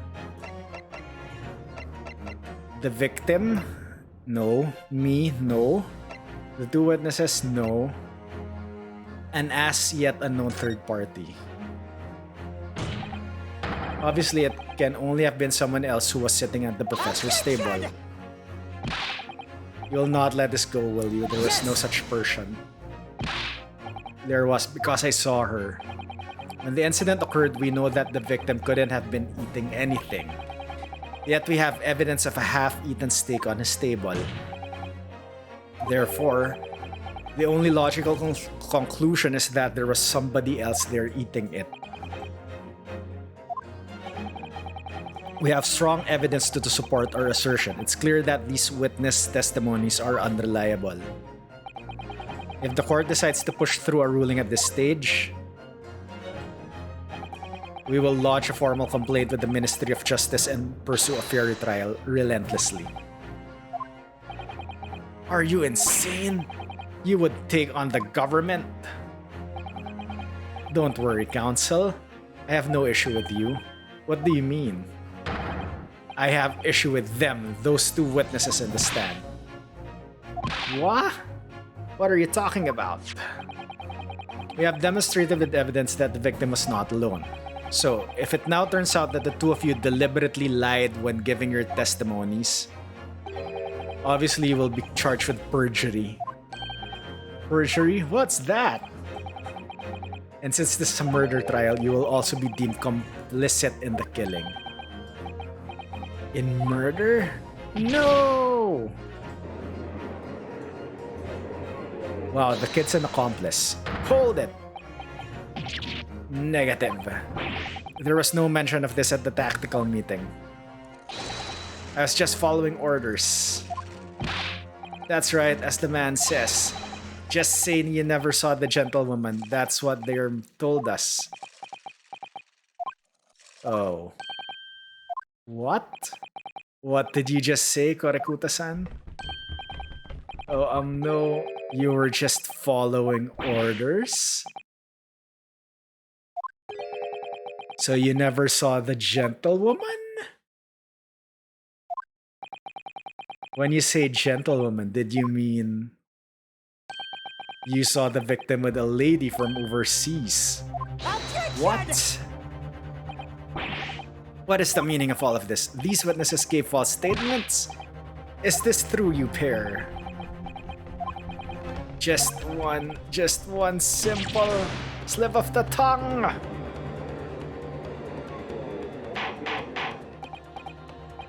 Order, counsel, explain what is going on here. It's painfully clear now. You tried to prevent these witnesses from telling the truth. Absolutely not. The prosecution knows nothing of this. Ah, the slap again. Then who's behind this? Who tried to make you keep your mouths shut? Well, that's classified. So you're prepared to be tried as a conspirator to this murder, are you? You wouldn't. This can't be happening. Ryunosuke, judging from the way that they're reacting to this, I'd say they were sworn to silence by someone with considerable influence. However, I don't believe Ayuchi had any idea about it. What are you saying? I mean, to wield that kind of influence, there are only a handful of possibilities. It could have only been the government, the military, or the police, I suppose. Well, any ideas about who might be behind this? If we can affirm who tried to silence these witnesses, then we can continue our pursuit. So we need to name whoever it was that tried to make the witnesses keep their mouths shut. Is there someone in here?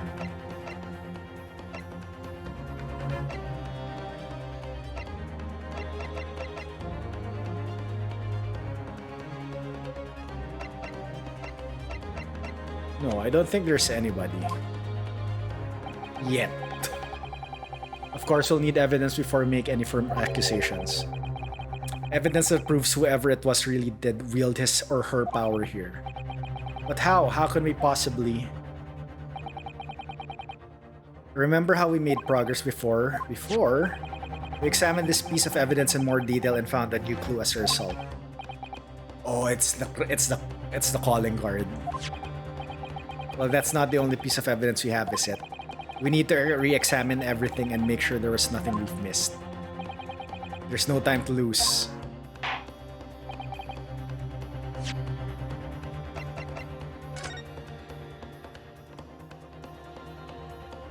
Chief Inspector Satoru Hosonaga, Primary Criminal Investigation. Oh. Well, that's unexpected. Witness's name here, Satoru Hosonaga. Well, yes, business cards do tend to show the person's name. That's sort of the point. It's not the name that's unexpected, it's its job title. His job? Chief Inspector, Primary Criminal Investigation Division, Imperial Police Bureau. Inspector, what on earth? He's undercover. I have no idea, but let's face it, the police have a lot of power and influence. If they're wielding it somehow here. Waiter's business card information has been updated in the court record.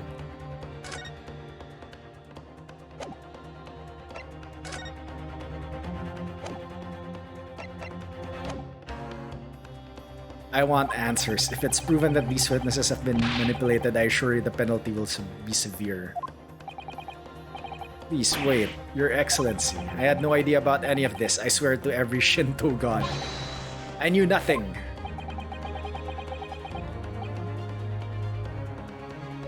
Can I present?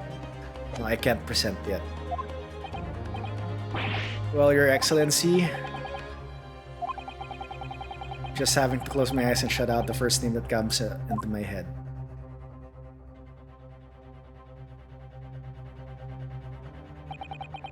Beside the prosecution, the only person with the necessary influence to manipulate the witnesses is... Yes! Well, surely that would be Satoru Hosonaga-san.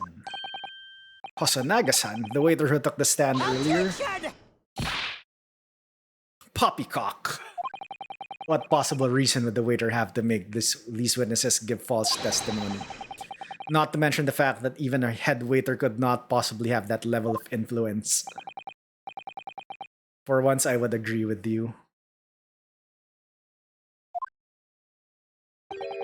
If that is, the man truly were a waiter. If he truly were? Come on, Ryunosuke. Time to hit this court with the truth. The truth about Satoru Hosonaga-san's real identity as proven by this evidence. The business card. Yes! The plan of the restaurant sketched by the man in question. I agree it shows a great deal of attention to detail, but I'm not sure we can conclude anything. Sorry, Your Excellency. That's the back of the card. It's the back of the card that's of interest. I beg your pardon, or perhaps I should have said the front. Yes, it's the front of the back of the card. That's where the telling detail is.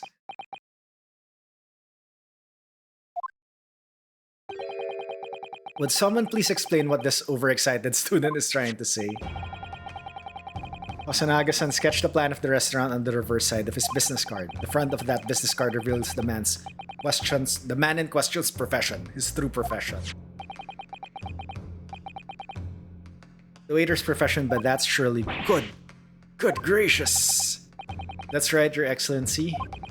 The card reads Chief Inspector, Primary Criminal Investigation Division, Imperial Police Bureau. The waiter is a police detective? I haven't heard of any mention of this before. Why haven't I heard of any mention of this before? The Imperial Police Bureau has immense power, absolute power as far as regular civilians are concerned. So, witnesses there in the stand. Was it in fact the waiter who gave you your orders? Was it he told you not to mention that you'd seen this foreign gentlewoman at the scene? Well... Hold it!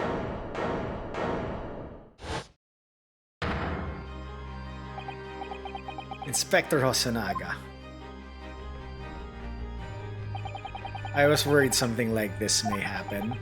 The moment you asked me to submit my sketch as evidence, I realized it was a possibility. The court will take this plan and add it to the court record as evidence. Well, is there a problem? Hand the plan to the court officer at once. Of course, here you are. Yes, I remember now. He did act strangely when the judge asked him to hand over his business card.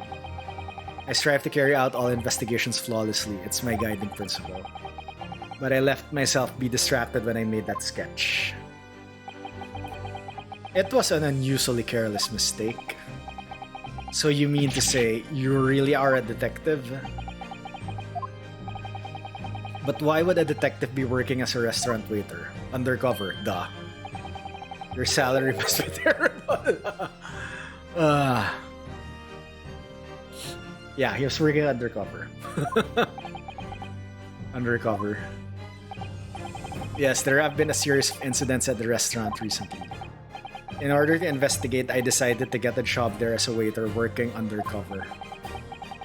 Incidents at the restaurant? What kind of incidents?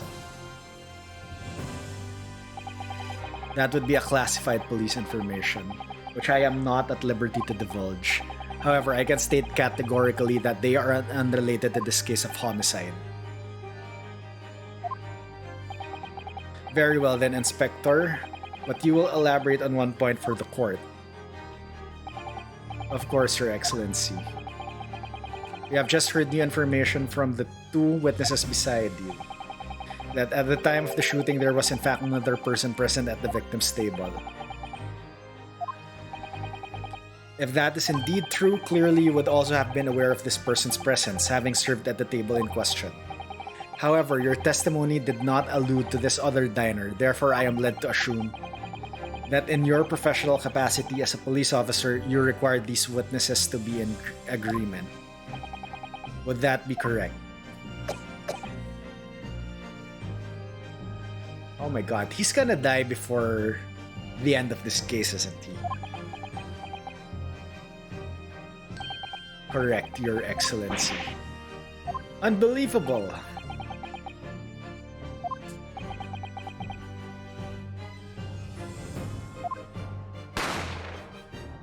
Bang. As soon as I heard the gunshot, I ran out of the kitchen to see what happened. The victim sat slumped in his chair and beside them, gun in hand, stood the accused student. Sitting opposite the victim at the same table was a young lady whom I guessed to be an Englishwoman.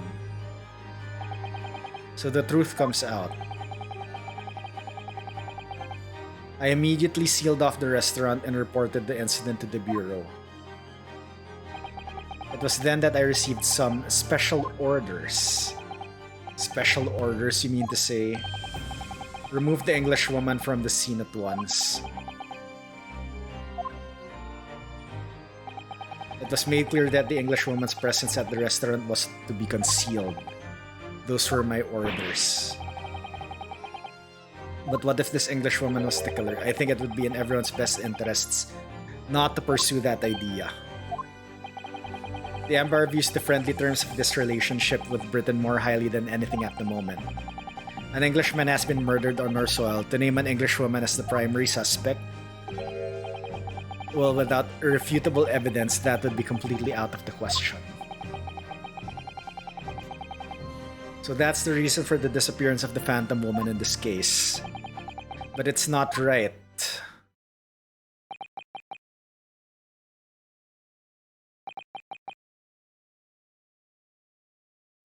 Silence.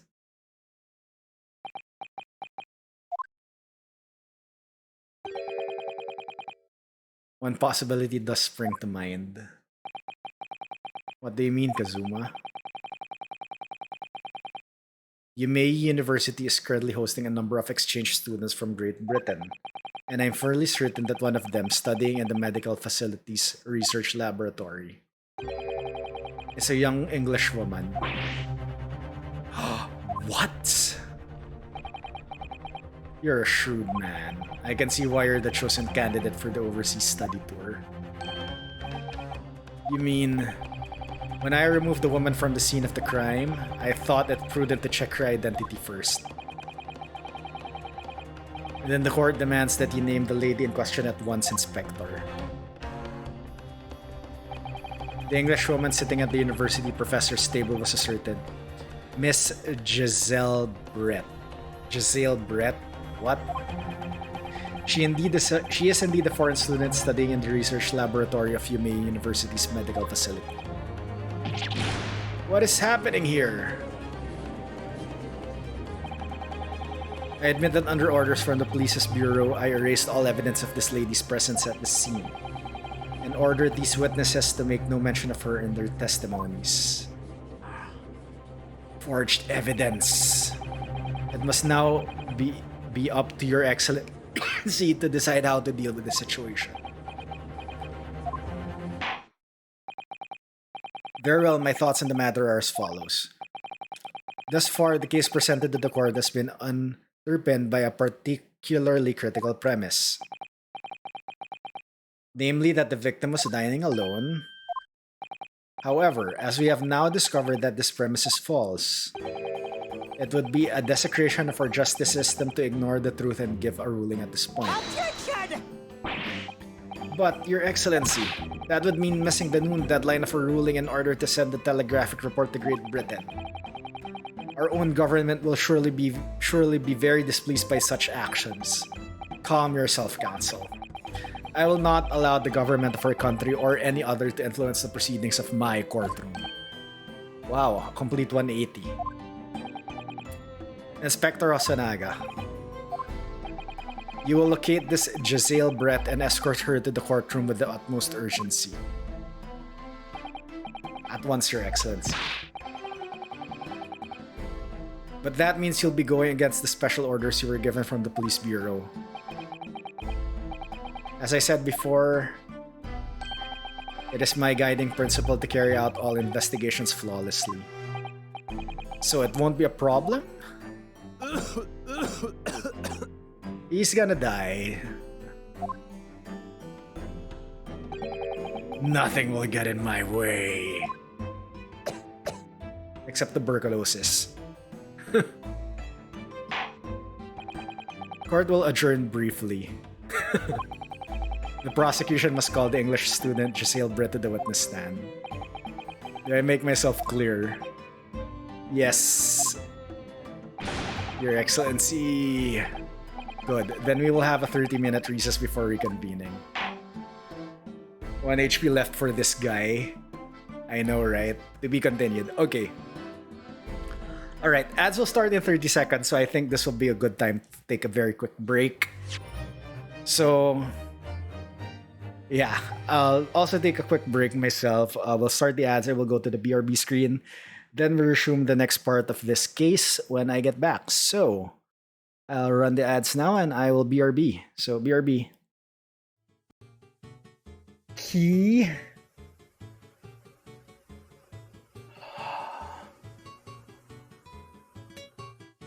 You need the key from the start. Oh, shit. So you have to do the entire level deathless. Wow, I just wasted 3 hours for that.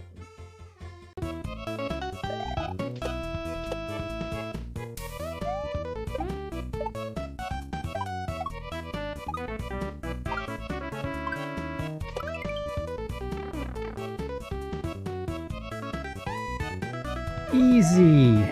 Oh, you son of a... Damn it. Oh my god. It's the boss's office. This absolutely changes everything for me. Give me a time out here for a minute while I process this.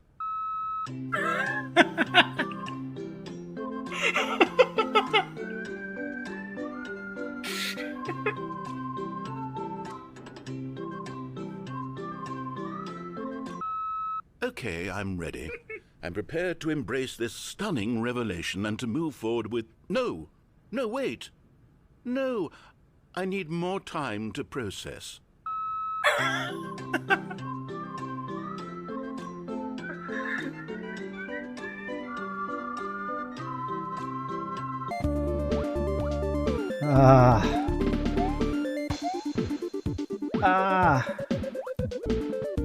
Oh my god, this Lush, why did you have to put a muncher there?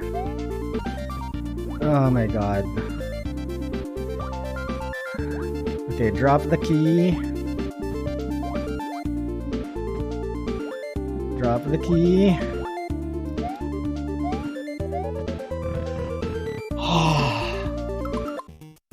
Redo.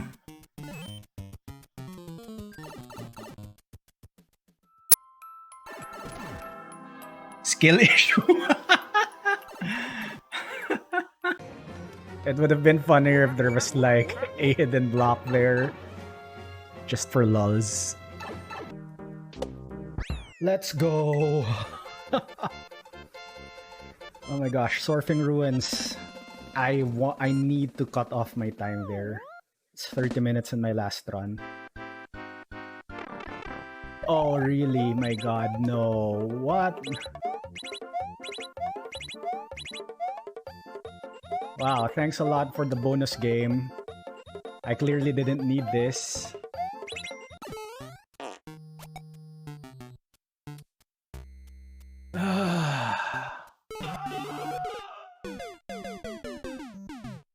Fine, I was curious.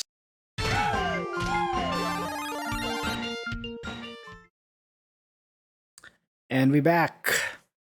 Alright, let's continue this case. I will admit this first case is long. Usually the first cases in the original Ace Attorney games were like probably an hour and a half at most to get through. But we've already passed the 2-hour mark for this one. But probably I was just too bad at my narration. Anyway, save your current progress. Yes, obviously.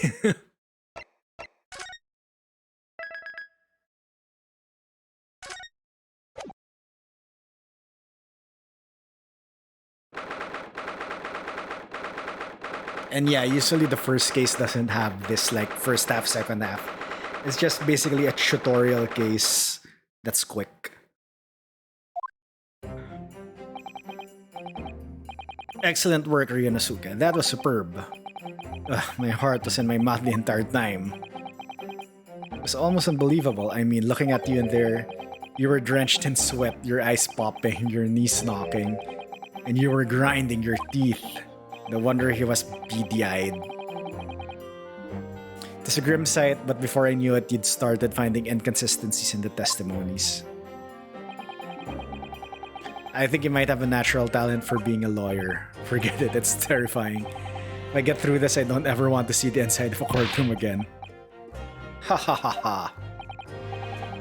Anyway, it looks like we've exposed your Phantom Lady at last. Miss Giselle Brett, a student from Great Britain, is she?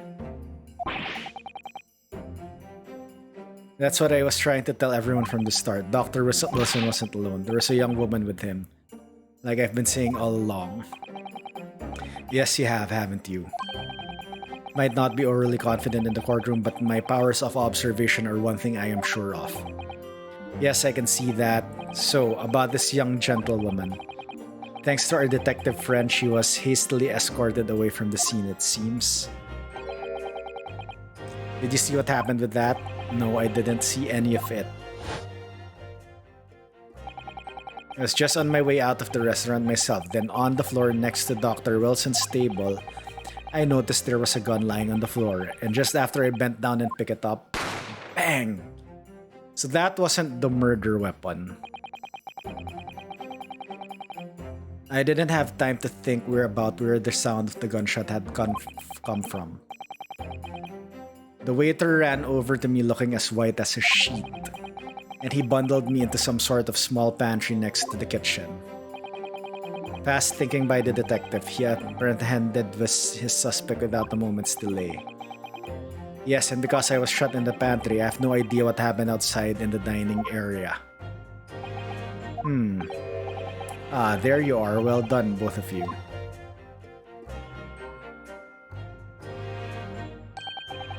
Professor Mikotoba. Well, it seems I was right. The pair of you make an outstanding team. You've exceeded my expectations, I have to say. Yes, it seems you planned this from the start. You arranged things so that I wouldn't be able to act as a lawyer in this trial.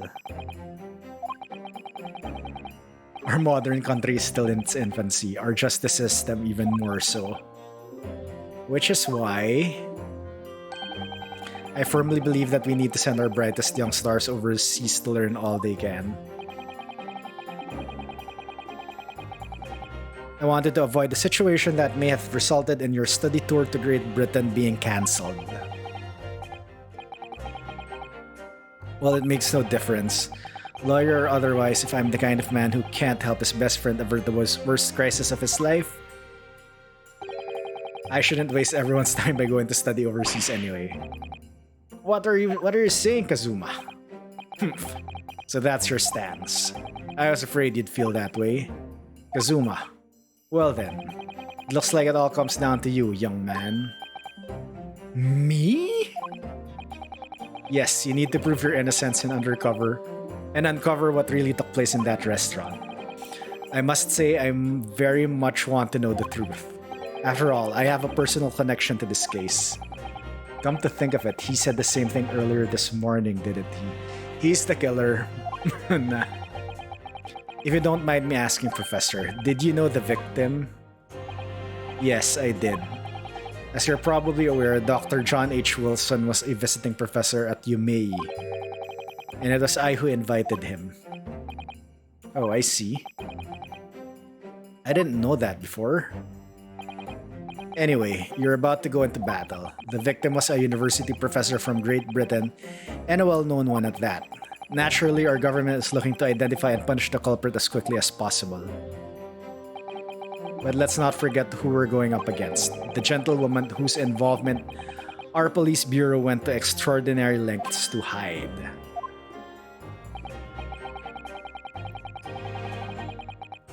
Yes, and I'm sure the prosecution will be using every tool at their disposal to quash your case. But I have no doubt that you pair will put up a good fight to the last. Right to the last. Best of luck! Thank you. Now then. I need you to run an errand at the university at once. There's something I think we may need. Of course. Good luck, Kazuma-sama. Defendant Naruhodo. Court recess is over. Please make your way back inside the courtroom at once. It's time. Let's get back to it, partner. Let's go in there and deal a decisive blow before those old fossils know what hit them. Kazuma. What? Thank you. Really. What for? Well, if you hadn't said you believe me, then I'm fairly sure I'd already have been found guilty by now. Look, I have faith in you. As a lawyer and as a friend, coming from you, that means a lot. If I'm found guilty in this trial, he's really going to give up on his dream of studying abroad. That's the kind of true friend he is.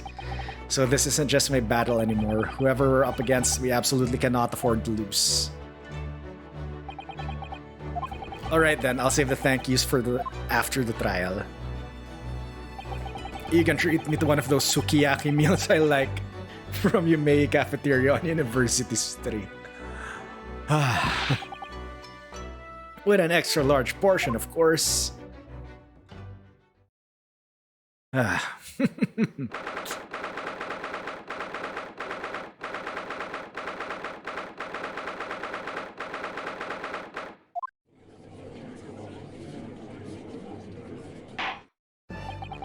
The court hereby resumes the trial of Ryunosuke Naruhodo. Prosecutor Ayuchi, have you managed to subpoena the witness?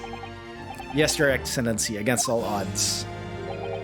And thanks to a certain young stripling, the prosecution is now under rather painful scrutiny from the government. Sorry.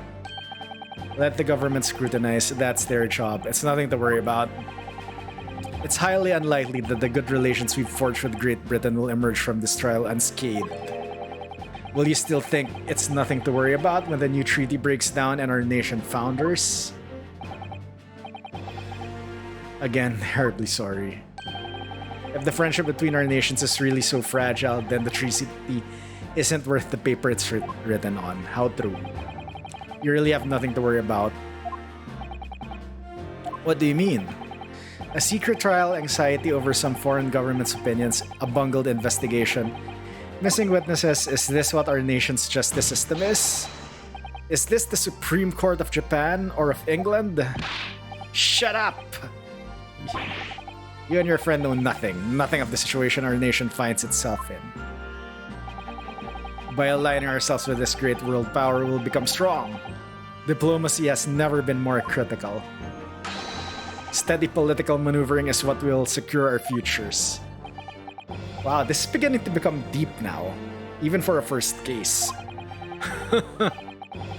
I won't deny that I'm no expert, I'm just a student, and one who could arguably study harder too.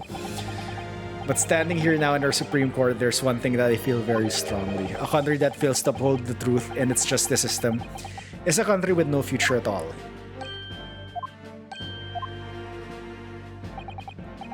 Well said, Ryunosuke. Despite the wide-eyed look of terror. You little brats! Thank you, Counsel. This court is the pinnacle for our nation's justice system and exists solely for the pursuance of truth. With that in mind, this trial will now resume with the next witness taking the stand. The visiting student from Great Britain, Miss Giselle Brett. Yes.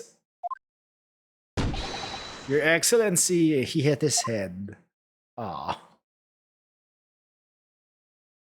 Wow, hello.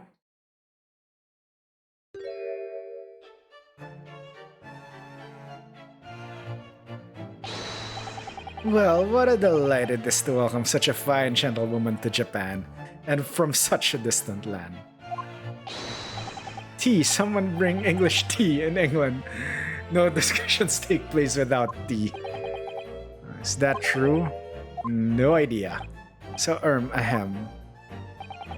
Could we possibly trouble you to state your name and occupation for the court? Of course. My name is Eturo Hosonaga. I've been working undercover as the head waiter at Le Carnival, but my true... Yes, we know about you already. Inspector Hosonaga, where are your manners? In England, it's always ladies first. Is that true? No idea. There are probably a lot of anachronisms here, whatever you call that. More importantly, a little earlier today you said something to me. You said your powers of observation are the one thing you're sure of. Oh yes, I think I did it, didn't I?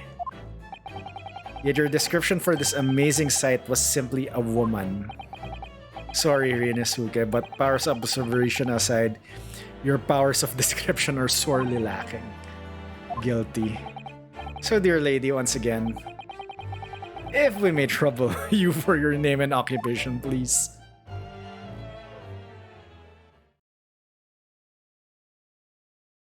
Oh, with the mask. It says something. Cha-cha-cha.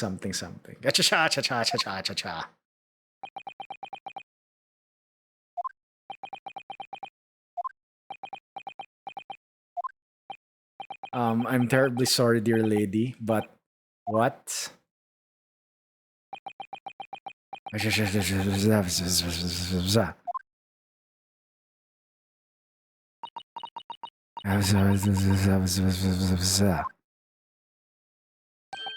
The lady says her name is Giselle Brett. She comes from London, England. She's a visiting research student, currently enrolled in UMaine University's medical faculty. Oh my, what a rare treat to hear the dulcet tones of the delightful language of the British people. I'm afraid I don't understand the word you said, but it was as beautiful as a hummingbird's song. As far as I can tell, the detective is translating her words faithfully enough. Yes, I agree. You'll obviously do fine in England, Kazuma. Her English doesn't rattle you at all, does it? So this is not English. This is not English. Nor you. You've clearly been paying attention in your English classes, Ryunosuke. The court thanks the beautiful lady for taking the stand. Now, if we may trouble you to confirm something, Miss Brett. Okay, wait.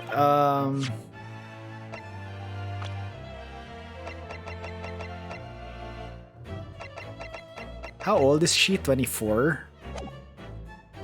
3 days ago, at a restaurant called Le Carnival, a grim murder took place. The court has been led to believe that you were dining there with the victim, Dr. Wilson, at the time. Is that correct?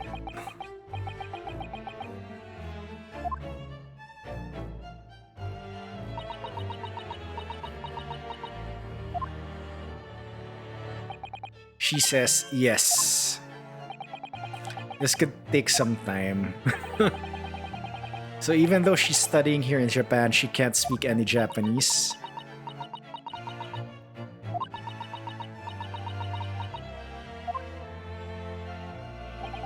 She'd like to apologize for disappearing from the scene. She says that she was due to make a presentation at the university, so she had to leave immediately. Interesting, when you're the one who engineered her escape. I was just following special orders from the bureau. Well now, dear lady, would you be so kind as to cast your eyes over this photographic print?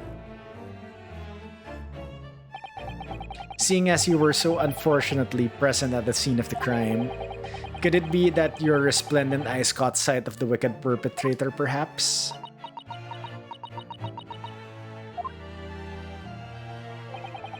Apparently, it was a very frightening and sorrowful sight. Do you mean to say, yes, it would appear the lady did witness the crime? The very moment when the accused, standing right there in this courtroom, shot the victim in cold blood.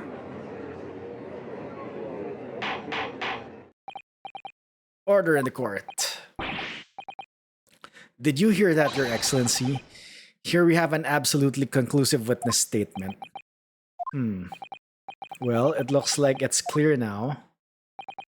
Clear who our real enemy is.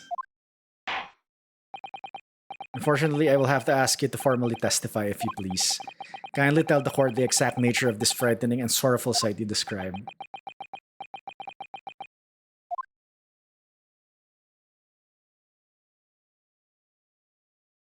She's gonna testify?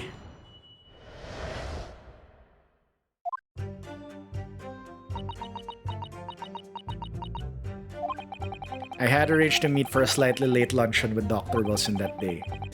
The professor wasn't able to eat, so I ordered for myself only a beef steak. After a while, the accused came over to greet the professor and they got into a fierce argument. Really? Then not long afterwards, the accused took the professor's gun and shot him right before my eyes. What?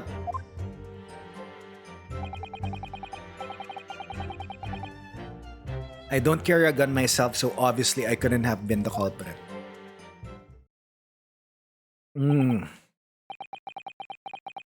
Yes! I did not have any kind of argument.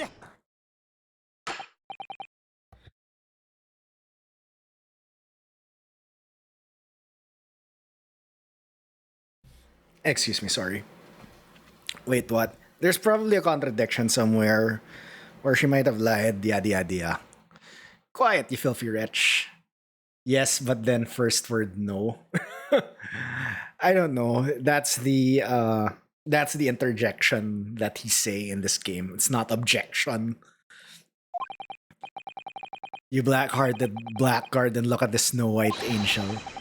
I'm sure even a dark-minded scoundrel like you can't imagine whose words the court is going to believe. Ugh. You're still making the same mistakes. You mustn't blurt out when you're goaded like that. It's a lesson you need to learn. Of course, I was at the scene as well. I took statements from this lady and the two witnesses who testified before and reported back to the bureau. It was decided that Miss Brett was not involved, so I let her go. The testimonies of the last two witnesses were completely worthless, however. Well, even so, on the day in question, the lady was wearing the same outfit as she is today. Of course, consistency purposes. As you can see, there is nowhere about her person where she should conceal a firearm. Except in the swan, probably.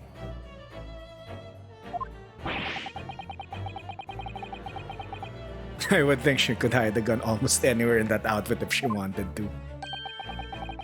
And until the precise location where the witness is to have hidden a weapon can be shown, this is moot. There are no pockets in my outfit. I have nowhere to hide the gun. Those are the witness's own words on the matter. That's ridiculous. If only I was allowed to lift up her dress. Pervert. Don't think about doing anything rash. There must have been another gun there that day. You're right about that, which means this lady was hiding a gun somewhere. Yes, that's what we have to prove now. To do so, we will need to pull her testimony apart.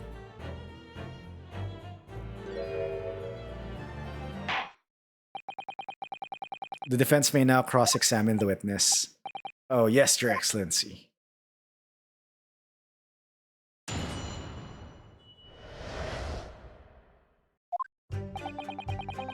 I'd arranged to meet for a slightly late luncheon with Dr. Wilson. Yes!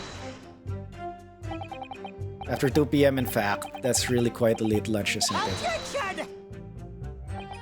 You don't keep up with the latest fashions from Britain, do you? Late luncheons are en vogue, isn't that right? No. A decisive English no has quite a sting to it. The gentlewoman is currently working in the victim's research laboratory, it seems. So it is apparently a daily occurrence that they would lunch together. But on the day in question, the victim had another appointment at the clinic first. Yes, which we can prove from the medical report card. That's right. Miss Brett and the victim went to lunch following the victim's treatment, which is why it was so late. It all makes perfect sense. Such wonderful logic. What a shining example of English intelligence this fine gentlewoman is. What happened next? The professor wasn't able to eat, so I ordered for myself only a beef steak. Yes! He wasn't able to eat, you say? And that was because he just had a tooth removed at the Hota Clinic. That's right.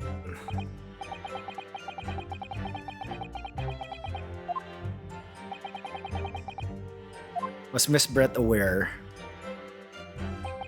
It seems so, yes. She'd heard that the professor was to have some dental treatment. So that would mean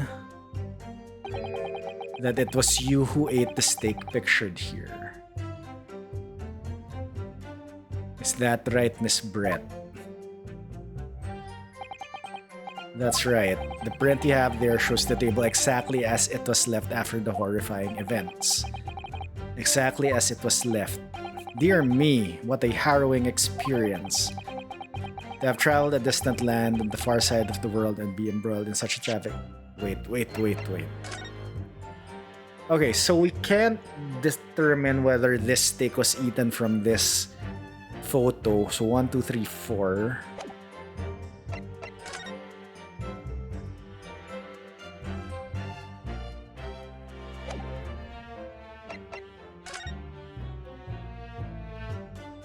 This was a different steak. That's a different steak.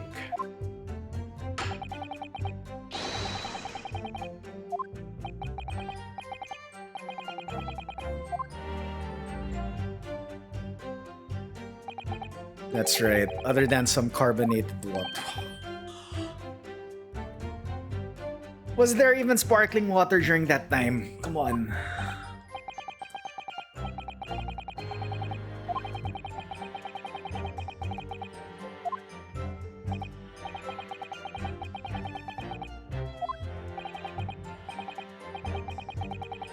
About the last statement, it's very meaningful. Yes, there was only one set of cut. There was only one glass there.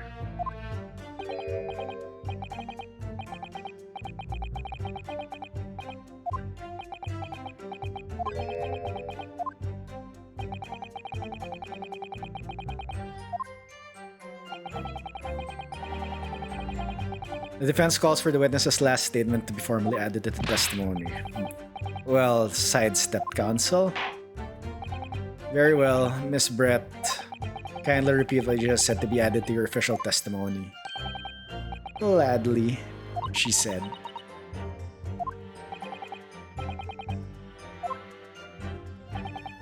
Which one? The significance will become apparent when the time is right. I could really use that phrase. I hope there are some more useful tips you're picking up from this experience than that. I ordered a beef steak for myself and the professor and I said cheers over a glass of carbonated water. Yes! So both of you and the professor drank this carbonated water, did you? Yes.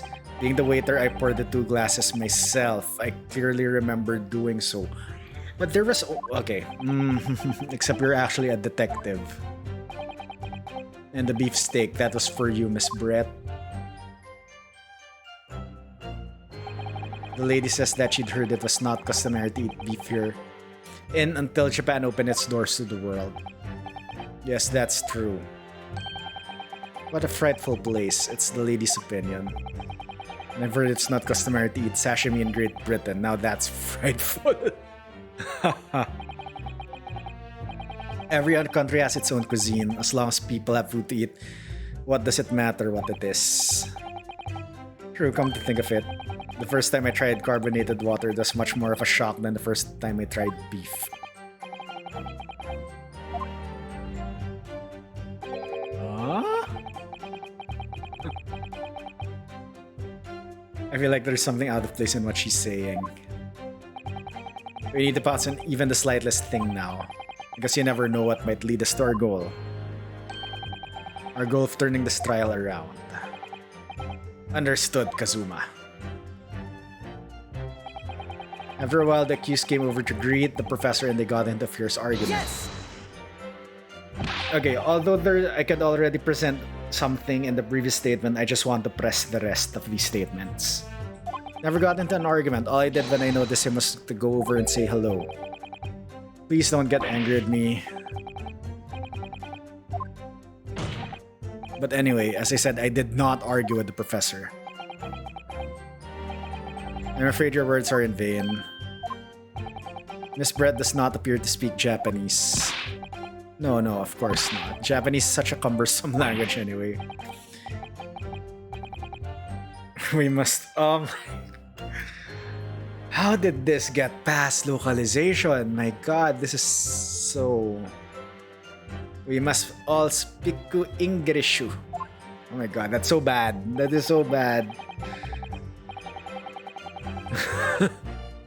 I wonder if the prosecution will feel that way forever or only in the presence of a beautiful woman. Yo, Tilted, what's up?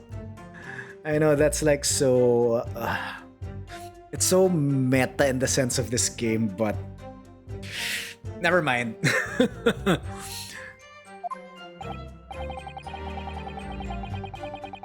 Well, that beautiful woman is telling blatant lies with a completely straight face. I have to find something that will unravel her testimony, no matter how seemingly insignificant it may be.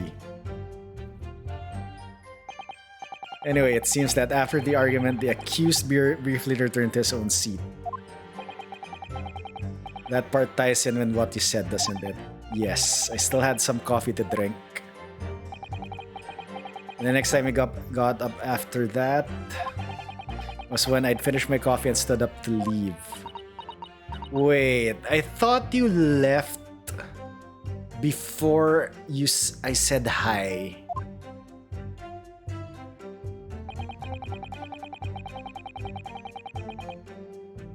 Anyway, Tilted, welcome on in. Hope you're doing well. Hope you've had a good Christmas or you've had a good holidays. Alright, then not long afterwards, the accused took the professor's gun and shot him before my eyes. I did not shoot that gun. And like I said, there's no point repeating that assertion over and over. Well, I wasn't expecting to be attacked by my own side. Nevertheless, defendant, you can't deny that when the shot rang out in the restaurant, you had a gun in your hand. Well, yes, that's true, but all I did was pick up the gun I saw on the floor next to the professor. In fact, yes, there was someone much closer to the victim than me at the time, the highly suspicious lady. That will do, you dirty, rotten scoundrel. Dirty? Your baseless accusations could very well cause an international incident, boy. Seems to me that your accusation is just as baseless as ours. What nonsense. The lady is merely stating what she saw. And this is already an international incident as far as I'm concerned anyway. I don't carry a gun myself, so obviously I couldn't have been the culprit. Yes! It's all very well saying that, but can you prove it? Absolutely, I verified it personally. You verified it? Yes, immediately after the incident, I checked to make sure the lady was not carrying a weapon. I distinctly remember her saying, I'm not. That's all you did, you just asked her? Surely you carried out a physical search, Inspector. No. Why on earth not? The Honorable English Gentlewoman clearly stated that she did not possess a weapon. There was obviously no need for any further probing into the matter. Or there was no permission given for any further probing into the matter, perhaps.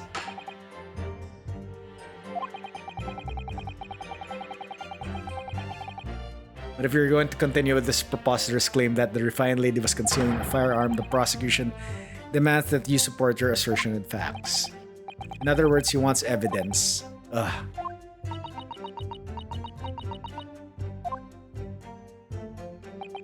The lady wishes to point out that, of course, she wanted to stay and assist with the investigation. But she was in a hurry to give a presentation at the university, so she was compelled to leave. Not to mention the fact that your office had told you to get the woman out of there. Not to get her out of there, I just urged her to leave. The lady would like to point out that she in no way meant to run away from the scene of the crime, which is why she's only too happy to cooperate and testify here in court today, of course. Unlike a certain student who refuses to admit when the game is up. You could have at least the courtesy to pay attention when I'm goading you. No. So she's maintaining that you got into an argument with the professor at the end of which you shot him. Which is an out and out, totally unfounded lie. Still, her statement is very compelling. After all, she's an elegant, refined, young, and beautiful gentlewoman from Great Britain. In stark contrast to you, dressed from head to toe in a dull black school uniform. I'm dressed the same way you are, except for the red ribbons.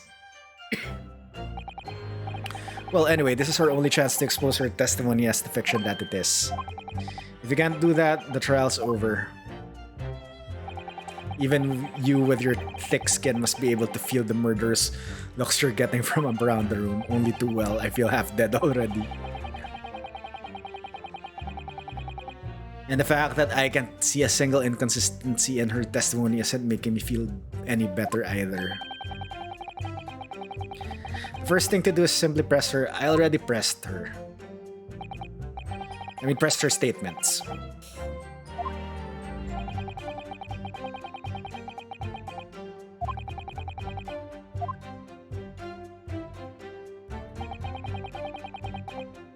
Okay, save scum time.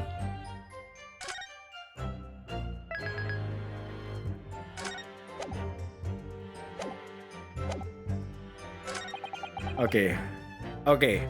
I said cheers over a glass of carbonated water. Now, based from this photograph and this photograph, there is only one glass in this table. So, Yes!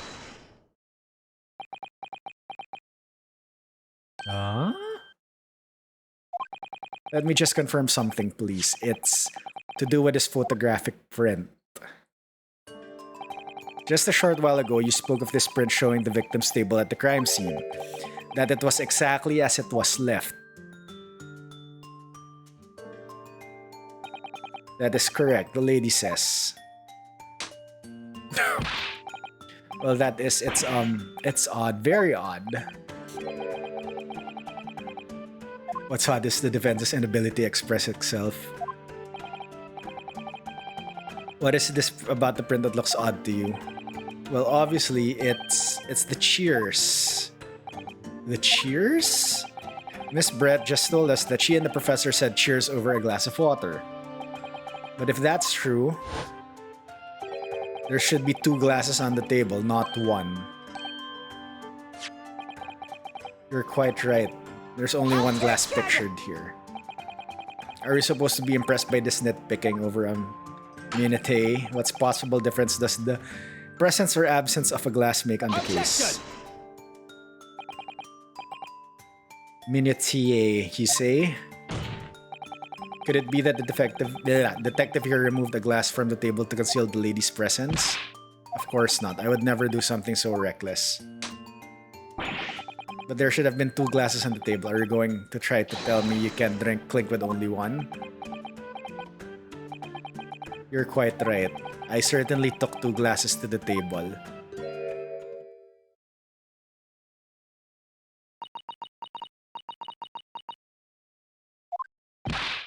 Inspector, what did the lady say? Okay, why is he not coughing now? It would seem that it was Miss Brett who took the glass from the table. What? It was also terrifying, everything that happened. I panicked and thought I should try to hide the fact that I had been there at all, she's saying. Good gracious. But wait, why was the glass left, the one near the food? Sorry. There, as I assured the court before, this is of no consequence at all. Oh, please.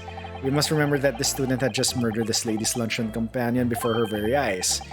Who could blame her for concealing a glass or two in her state of disarray? That's absurd. Oh, really? So do you take it that you are now going to accuse this vulnerable young and beautiful woman of mischief?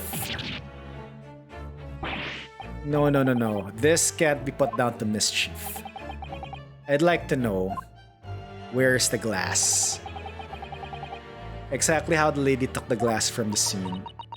since she had no pockets as well. It would seem that she slipped it into a small handbag she was carrying. So she has a purse.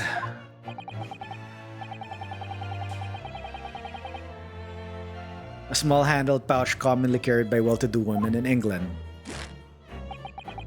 So the beautiful lady has very graciously explained how and why she removed the glass from the scene now.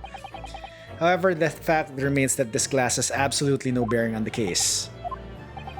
The student has been trying to confuse the court with logical reasoning, but in the end it comes to nothing. No more pretentious accusations. You have wasted enough time already. Indeed, the lady has offered a satisfactory explanation as to why she removed this glass. I think henceforth we can consider the matter have no bearing in the case. Are you in agreement? No. Because she could have well brought a gun in that handbag or purse.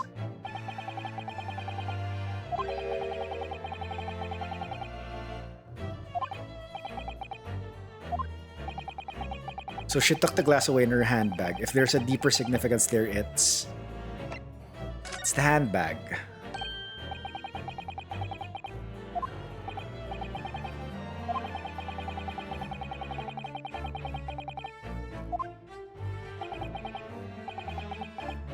A little while ago, Miss Brett stated the following.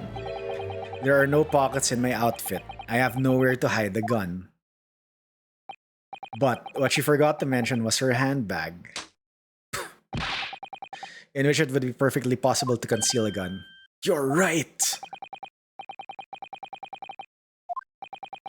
What are you insinuating, you vile blackguard?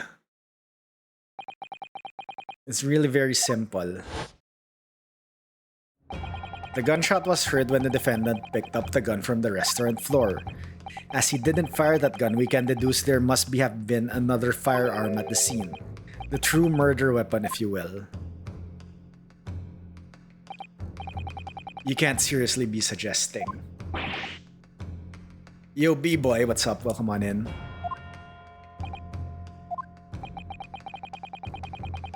This is not what Christ intended. I know, right? I know, Aniv.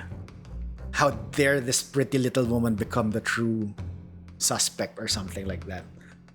Did you or did you not search Miss Giselle Brett's handbag on the day of the murder? No, sir. I did not. In other words, another gun, the one that was actually used to kill the professor, could have been hidden in Miss Brett's handbag. How are you doing, B-boy? Hope you've had a good Christmas. Hope you've had a good holidays. Hope all is well. Order. What is the meaning of this, Inspector? The meaning of what, Prosecutor? Why on earth did you not have the lady open her handbag and show you the contents at the time? Thanks to your bungling incompetence, now she has to endure these uncomfortable accusations. Do you think so, Kazuma?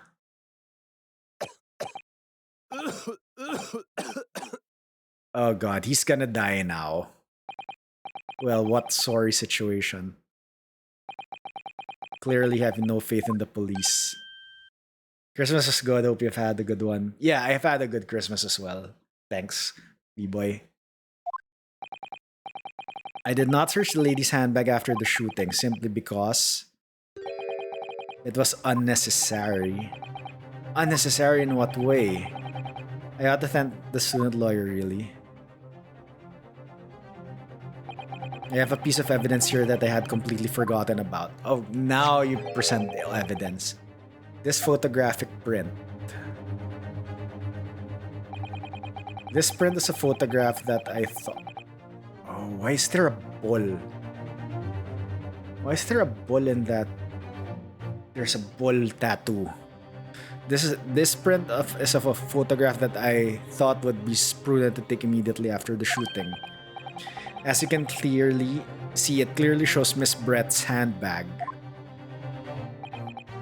Well, I never. You can see right through what's inside. That's right. Apparently, meshwork bags like these are the height of fashion in London at the moment.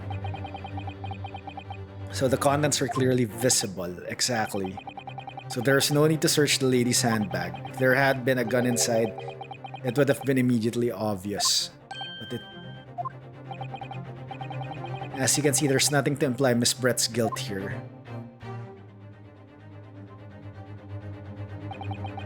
Thank you for helping to prove that, Naruhodo-san. Wah!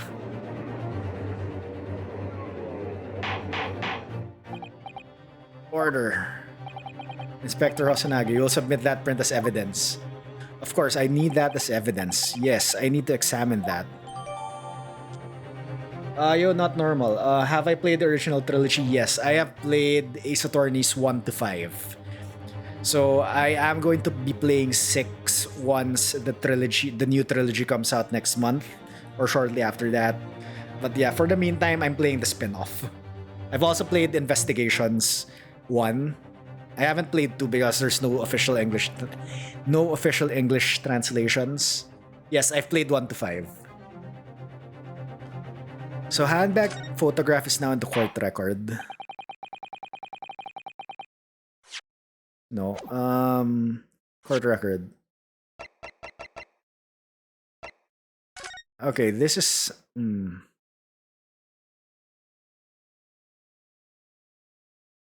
There must be another compartment because this isn't like transparent, fully transparent.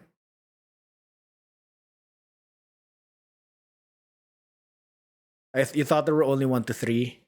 Oh yeah, so Ace Attorneys 1 to 3 are like the entire Phoenix arc stories. Ace Attorney 4 was Apollo Justice. Ace Attorney 5 was like Apollo Justice and Phoenix coming back. So yeah, there are the 4th and 5th games. So there is also the 6th game that's similar to 5. So yeah, I've played 1 to 5. Excuse me.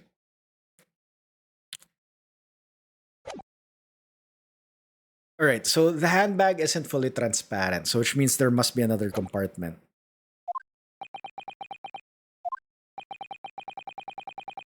Six? No, this isn't 6. This is like completely different timeline from the Ace Attorney. From the Ace Attorney storyline. So this is basically a spin-off, a complete spin-off. So this was a prequel, quote unquote. Ace Attorney Investigations is a spin-off since it's like in the same timeline with the same characters, but it's focused on Miles. This is like Phoenix Wright's ancestor, quote unquote.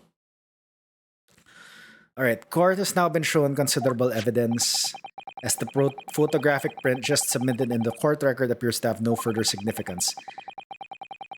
I'm satisfied there's no longer any room for doubt in this matter and must make my ruling. No, object. It's not transparent.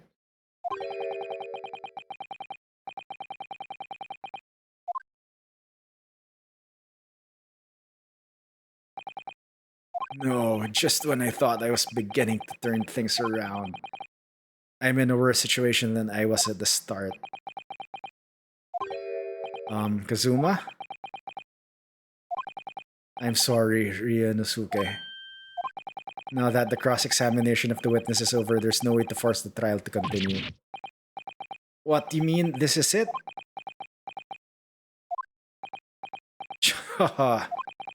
I must say, you put up quite a fight for a rookie student, but the weak are meat while the strong eat. You're wasting your time. There's no way to defeat true justice.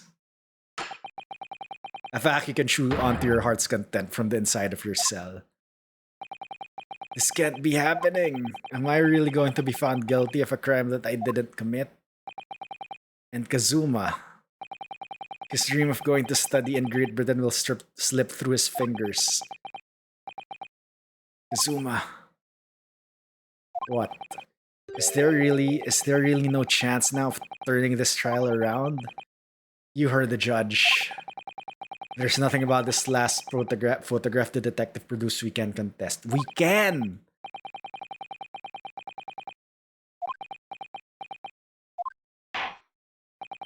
Very well, I will now proceed immediately to the ruling. It seems we will be able to report to the British government on time after all. That smug little...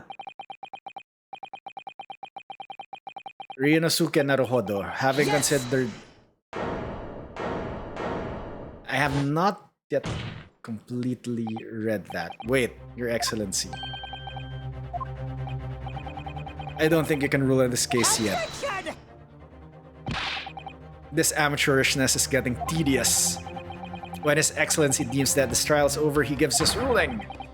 That's the most basic protocol of the courtroom. Yes! Your Excellency, just a moment ago you said this. As the photographic print just submitted appears to have no further significance, there is no longer any room for doubt in this matter and I must make my ruling. Now, that means that if there was a problem with the evidence, some significant detail, then ruling on the case at this time would be out of the question. Attention! This is blatant straw clutching. Look at this photographic print. All it shows that the handbag the gentlewoman was carrying on the day in question. There can be no problem with this evidence, but there is! You'd better know what you're doing, Rio. I understand your objection, counsel. Certainly, the new evidence submitted by the detective has not undergone the court's scrutiny. However, I fail to see how we can glean any new information about this handbag. Okay, so it's either the handbag or the tattoo.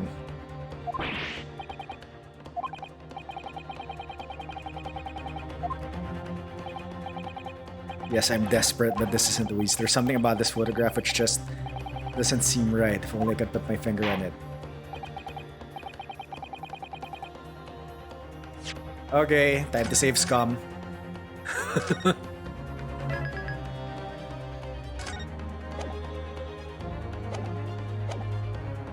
Very well, I will grant the defense one final opportunity. What? But be warned that if I am unsatisfied by your response here, the trial will be over with immediate effect. Do I make myself clear? Yes, Your Excellency.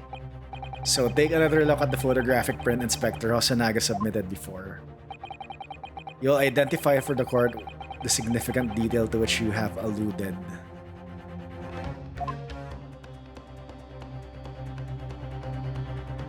Oh my god, is it the tattoo or is it the back of the handbag?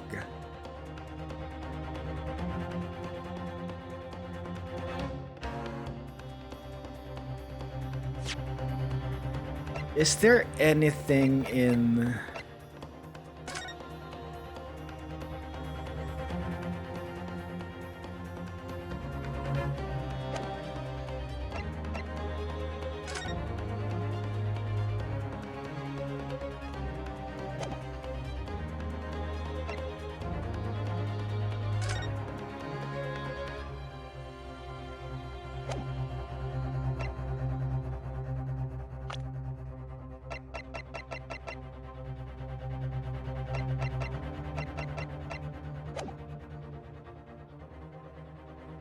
Yes! Attention! Damn it, it's the tattoo.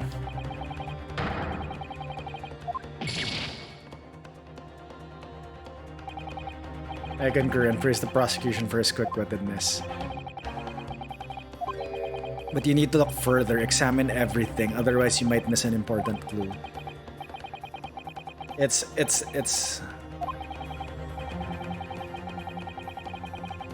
If I could do it, then I wouldn't have pointed that wrong part of the picture. Hold it! Wait, Your Excellency, the court should give consideration to the fact that this is a man. One more chance, please. Okay, so it's either the tattoo... Wait.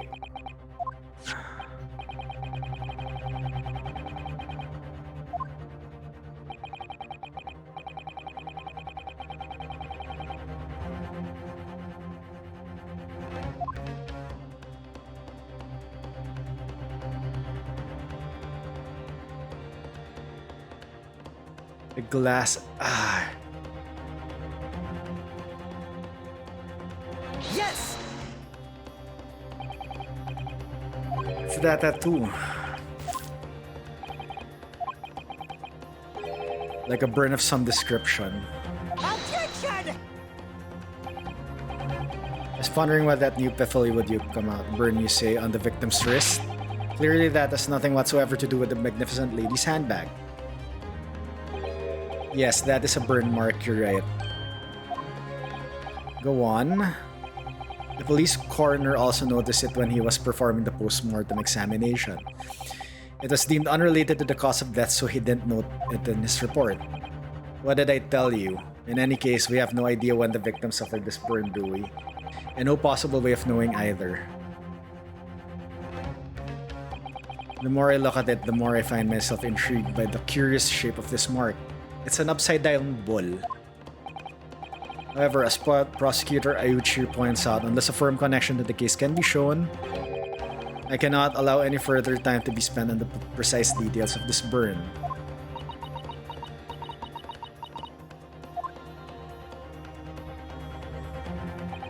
Excuse me, Your Excellency. It would seem Miss Britt has a lunch appointment with the Dean and other university staff. No. No. You're not leaving. She would like to know if she may be excused from the stand now. Of course, dear lady. We shan't hold you up any longer. Quite sure His Excellency is about to give his final ruling anyway. What's your thinking on this? Okay, wait.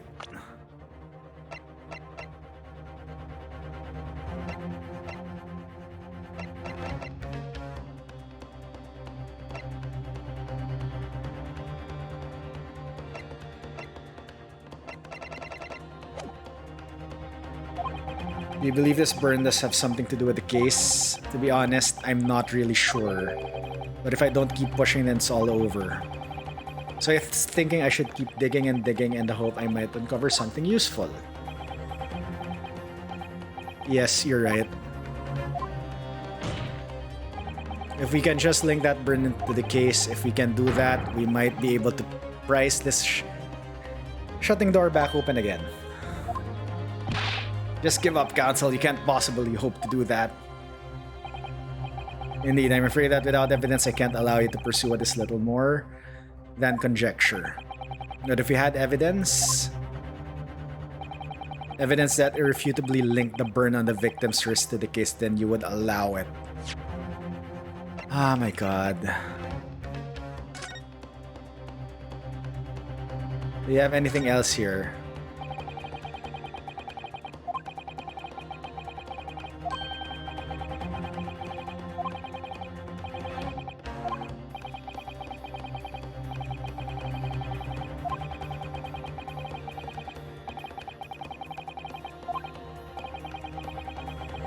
So this is just still the same.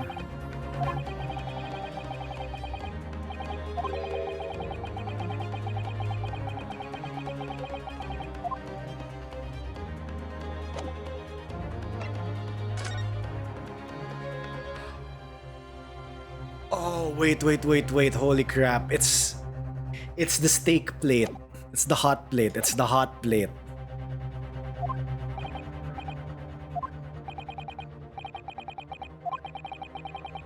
It's the hot plate.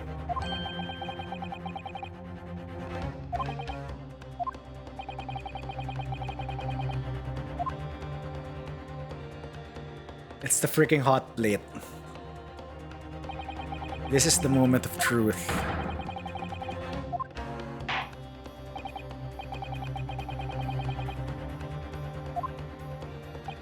The evidence that demonstrates a connection between the victim's burns and this trial. It's this photograph. It's the hot plate. Percent. Yes! It's it. Yet another print. Yes, Your Excellency. I believe these photographic prints are an amazing invention. When we humans look at the scene, we miss things. But in a photograph, things we may have overlooked at the time are recorded forevermore. Do hurry up, Ricky. What are you trying to say? By the way, ads will start in around 1 minute, and I'm sorry for that. I will still continue to play. I'm sorry for that, but yeah. Actually, we may need you to stay with us a little longer if you don't mind, Miss Brett. You see, it's very clearly visible in this other photograph. How did the victim come to have that unusually shaped burn on his wrist? The reason is recorded here forevermore. What? How? Objection! You can't fool me with your little bluffs, boy. If that's your game, then let's see how it plays out. Show the court exactly what you mean. That explains the reason for the victim's burn.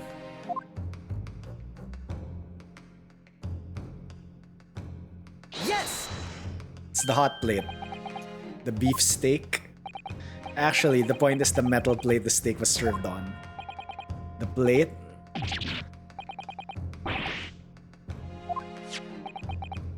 As you can see, there's an emblem on the plate. I would guess it's some sort of trademark of La Carnival.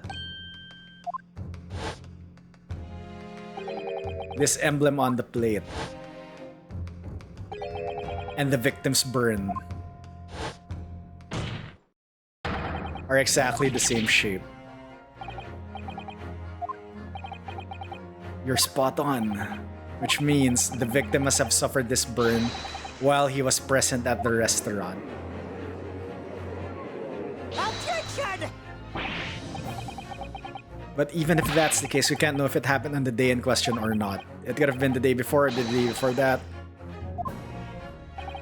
Well, Objection! sadly, Prosecutor Ouchie, the chances of that are extremely slim. Why? The outline of the burn is clearly discernible. Such a serious injury would have caused quite a commotion in the restaurant. Wouldn't you agree, Inspector Osanaga? I can't imagine having missed such a terrible disaster, certainly. But I'd say looking a picture at the wound that it wasn't suffered very long ago, and although it's not a particularly large burn, it's extremely well defined, as the defense just pointed out. This was no mild burn, that's for sure. Can you be more specific? Well, let's see. If the plate was set at around 90 degrees centigrade, at a burn like that would have taken around 3 seconds. It's inconceivable that the victim wouldn't have let out a scream of pain then. I've been investigating at the restaurant for several weeks already, but I have not heard anyone scream at all. As the head waiter of Le Carnival, I can testify to that without hesitation. But you're a detective, not a waiter. Yes! There you have it. Something isn't right here. As the detective said, anyone who burned themselves on a piping hot plate for 3 whole seconds would scream in pain, which means that the burn might have happened after death.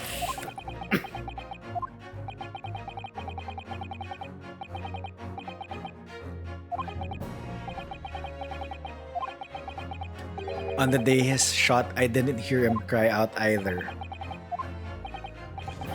If the professor had carelessly laid his wrist on the plate for anything like 3 seconds that day, that would be beyond careless, I think, counsel. Then the rest of us in the restaurant, myself, the sergeant, and the old antique dealer, would without question have heard them scream. So yeah, it was done after death.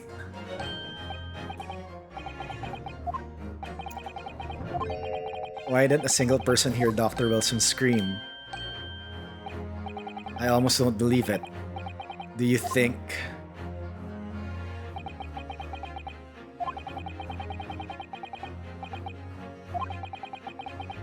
I'm starting to think that maybe we've been led into a terrible trap.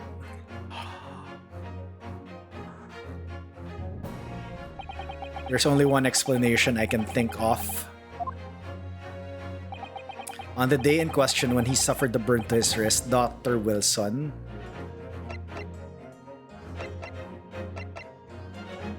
he was already dead. No man could remain silent while his wrist was burning on a piping hot plate for 3 whole seconds. That's clearly impossible, apart from in one particular situation. Are you suggesting? Yes. It's only possible that if the man was already dead. Yup.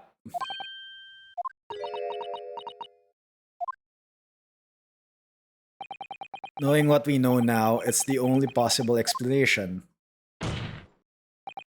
When the beefsteak was brought to Dr. Wilson's table that day, the professor was already dead. That's madness.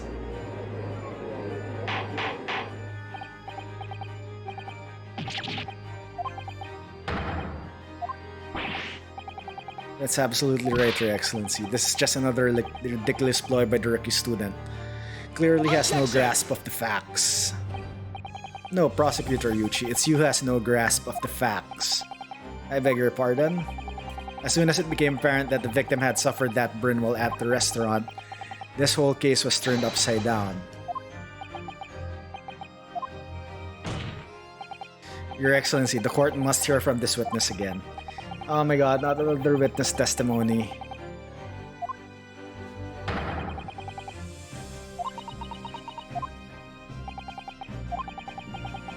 That was like a long time in between that testimony.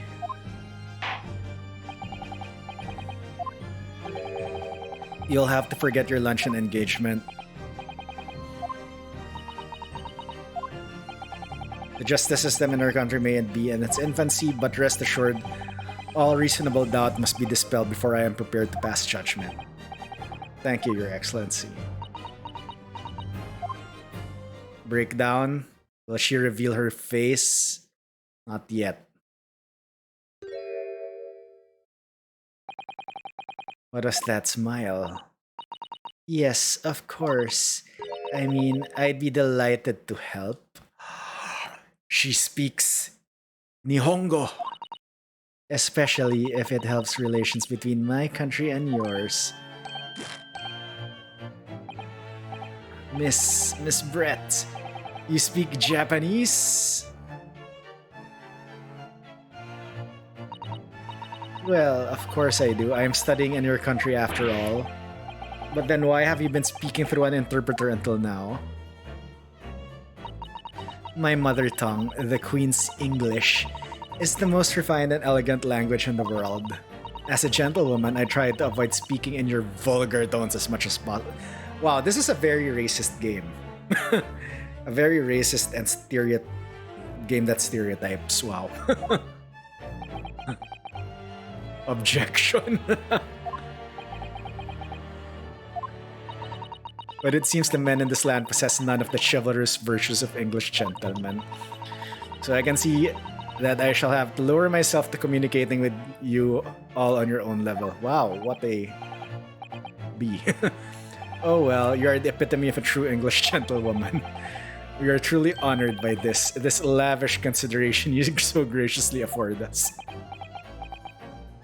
Objection. In that case, Miss Brett, I will now ask you to testify in your own words about the events leading up to the death of the victim, Dr. Wilson. So we're finally going to hear her own words on the matter. Things are getting interesting, Ryunosuke.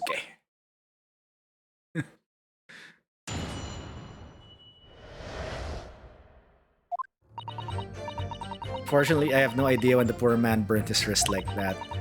When the waiter brought me steak, the professor and I raised our glass in a toast. As far as I've heard, the post-mortem report showed no other possible cause of death beside the gunshot. If there's some other way a man's life can be taken without leaving a trace, please do show me. But of course, this country's inferior investigative techniques probably won't pick up on it anyway. Wow. That most captivating and beautiful testimony will go down in Supreme Court's history, thank you. I hope that is the last time I will have to sully my lips with the coarse stones of your unbecoming tongue. Oh, forgive me. I do hope I haven't insulted anyone. You have! It's a delight merely to hear you speak, and it seems very clear from your testimony that this boorish talk of the victim's burn is utterly irrelevant.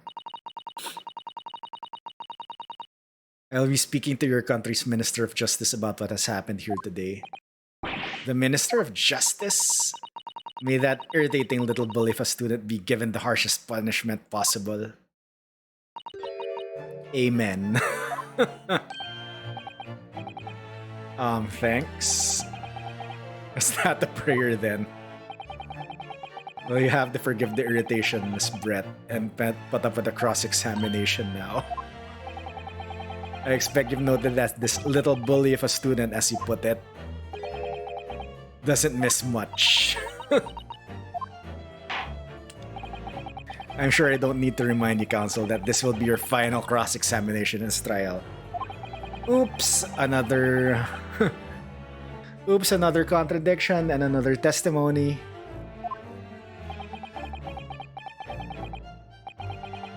Is that clear? Okay, what did the autopsy report again? Shortly after 2 p.m. Single bullet, fatal hemorrhage from pectoral ballistic trauma. No exit wound. Oops, all testimonies. That's true for every Ace Attorney game. Then after like a 5 to 10 minute like discussion, then there's another testimony. Yes, Your Excellency. You may proceed with the cross-examination.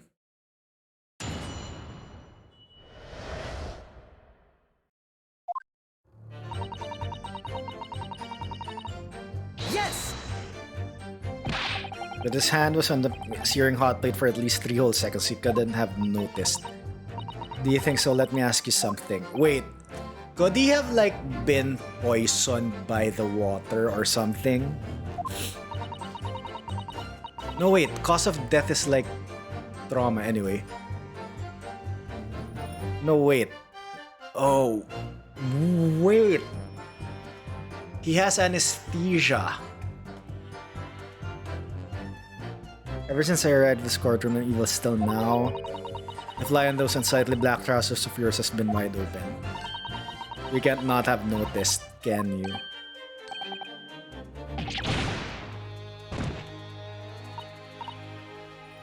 Haha, what fun. Wait, there were zippers back then? When was the zipper invented?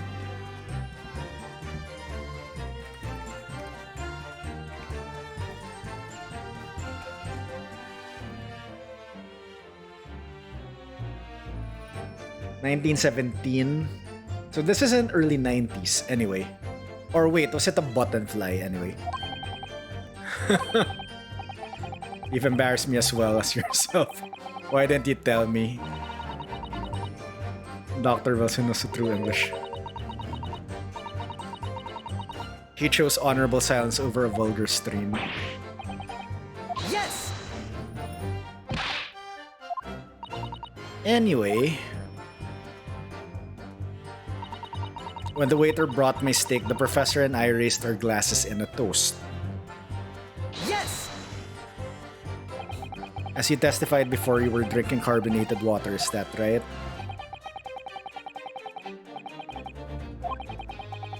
Why isn't it tepid water?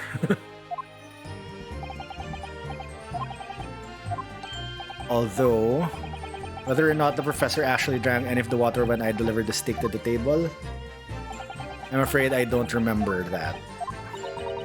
Damn you.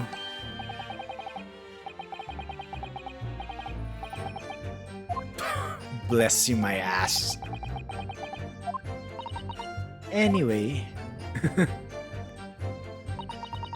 as far as I've heard, the post-mortem report showed no other possible cause of death beside the gunshot.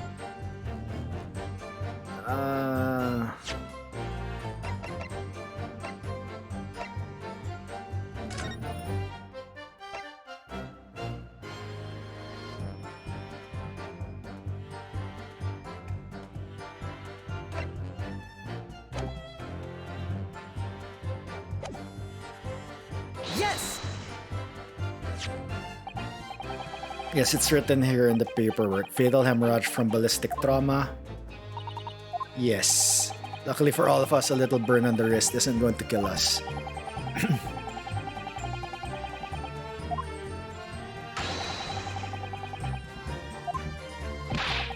Doesn't make sense. The burn must have happened straight away when the plate was first brought to the table by the waiter.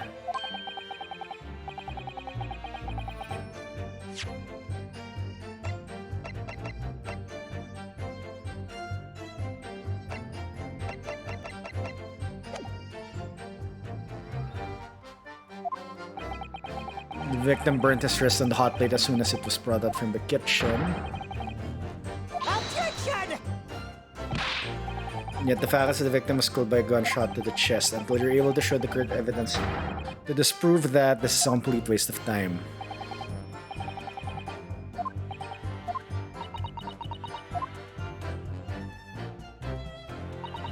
If there's some other way a man's life can be taken without leaving a trace, please do show me. Yes! This is quite weird. Why is she like saying this? If someone is shot or is strangled or stabbed or thrown from a height, there are always telltale traces on the body. Wow, she has like murderer tendencies.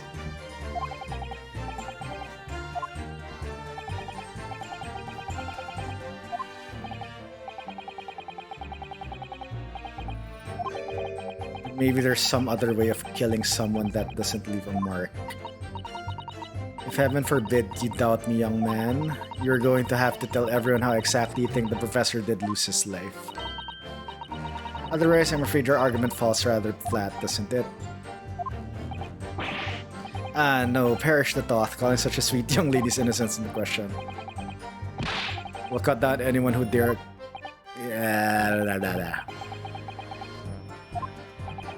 We need some evidence to back us up here.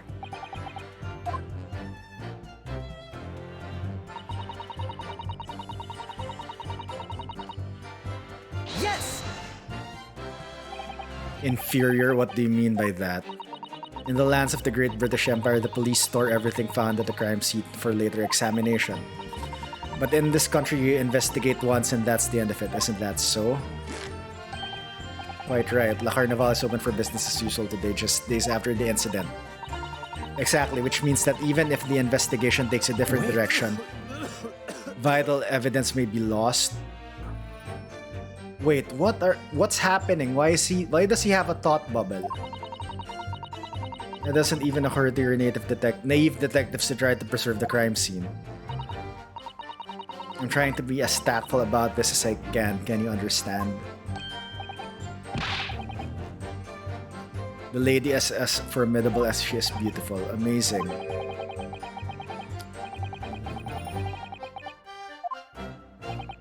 I very much doubt that. Still, there's something about what Miss Brett just said. There was a moment before when something didn't seem quite right.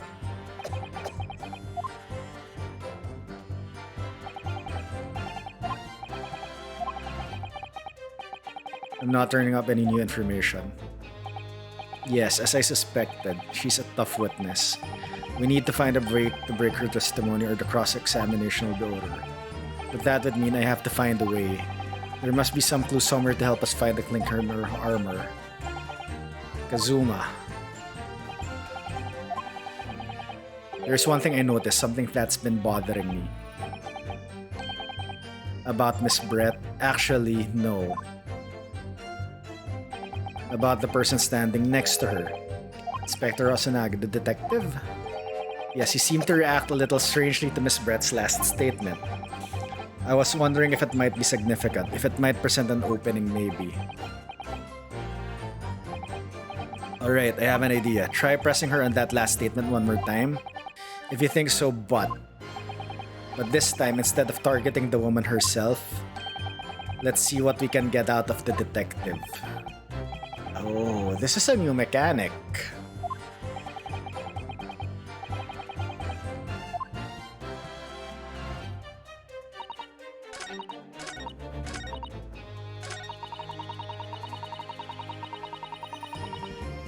Yes!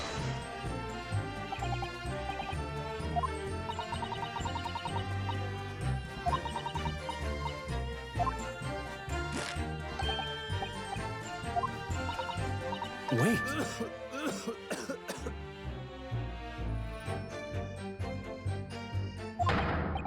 Yes, there it is again.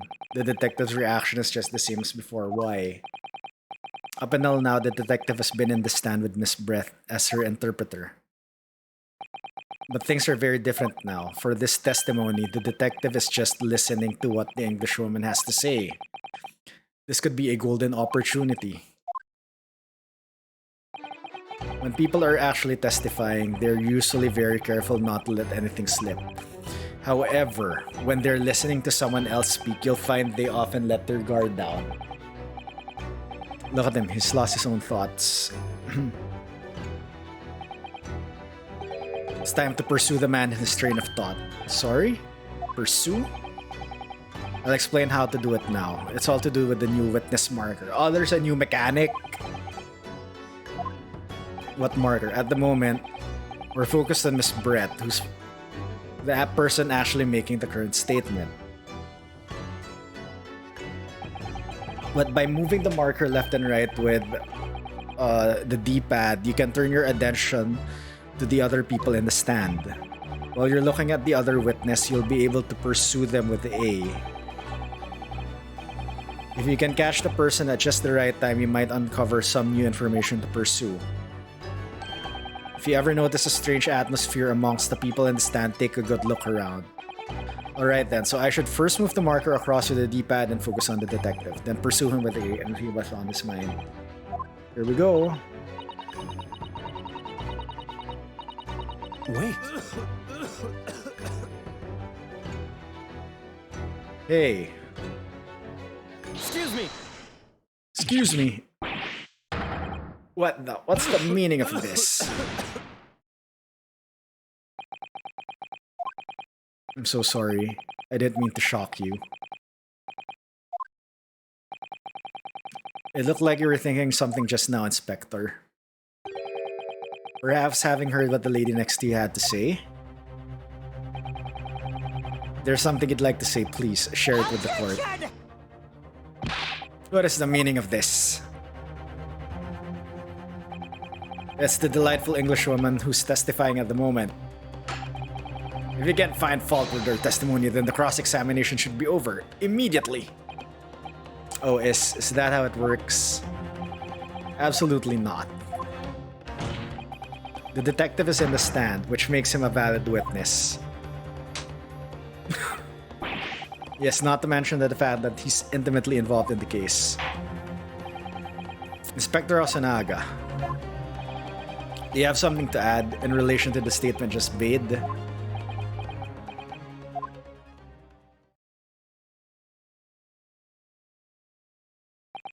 Well, yes. If you don't mind, I would like to speak.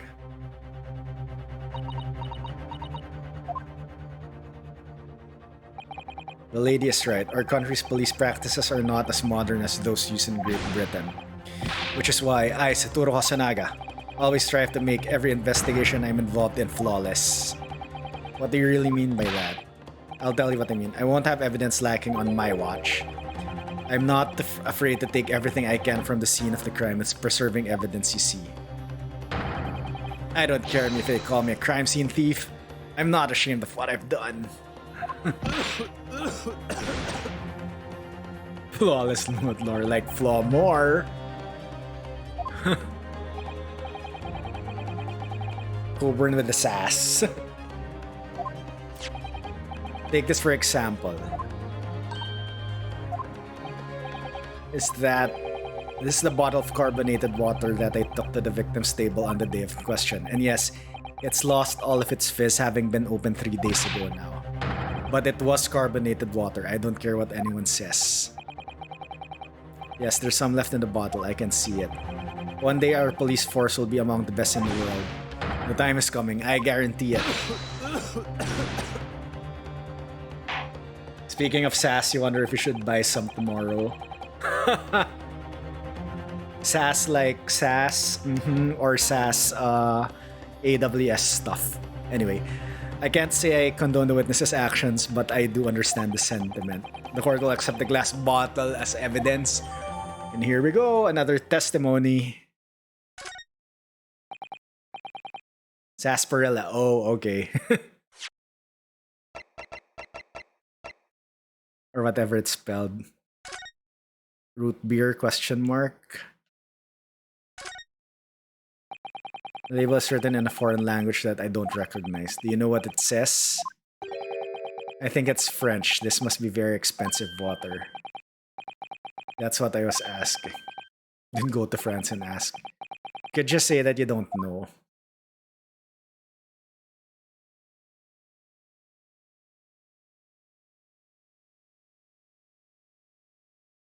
Bathwater. 1980s bathwater. Can you confirm this is indeed the bottle from which you drank on the day of the victim's death? Yes, it was that bottle. She seemed to have averted her eyes when she answered the judge's question. You may resume the cross-examination. The inspector will kindly control his fervor.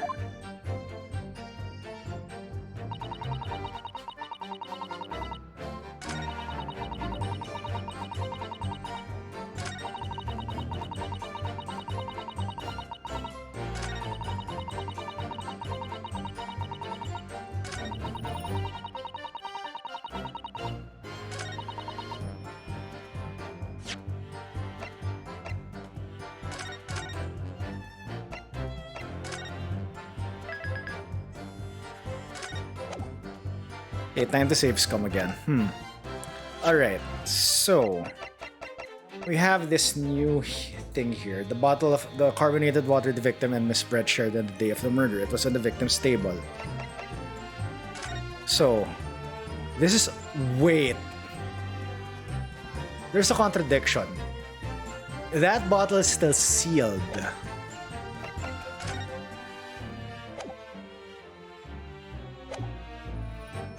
Yes! Damn it.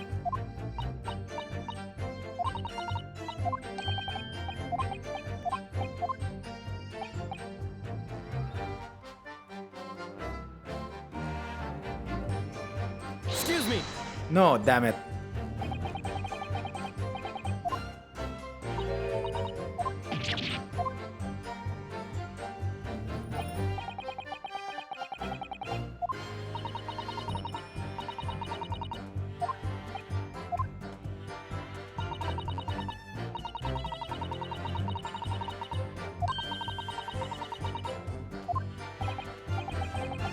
Okay, this like shifting thing is gonna be hard if you're like mashing through these dialogues.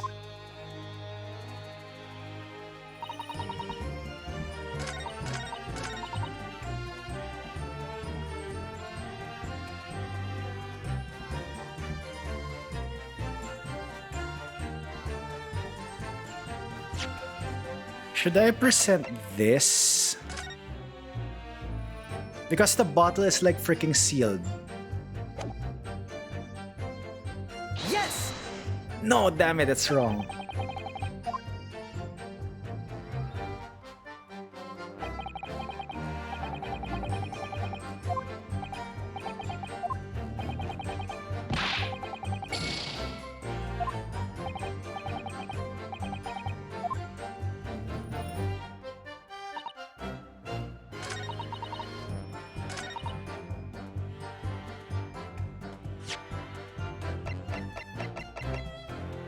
So I think I should present this bottle now, right? Yes! Okay, this is it. Without leaving a trace. Poisoning.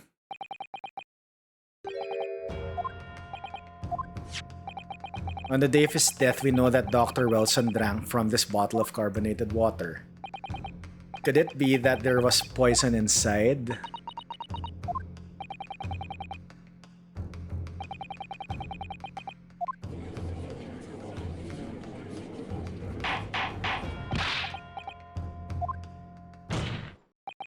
And on that day, who was sitting at the same table as the professor and able to slip the poison into his drink? Objection! This is outrageous. This suggests such a thing. You little rookie imbecile. Have you even considered the delicate situation our country finds itself now? Have you forgotten that we have only just signed and acquired the friendship of the British Empire? Have you even the vaguest inkling that your rash accusations could jeopardize the entire treaty? This is not a political arena. This is a trial to determine one individual's guilt with respect to one crime. The fact that this woman is British makes no difference. We are here to determine the truth. Ahem, if I may.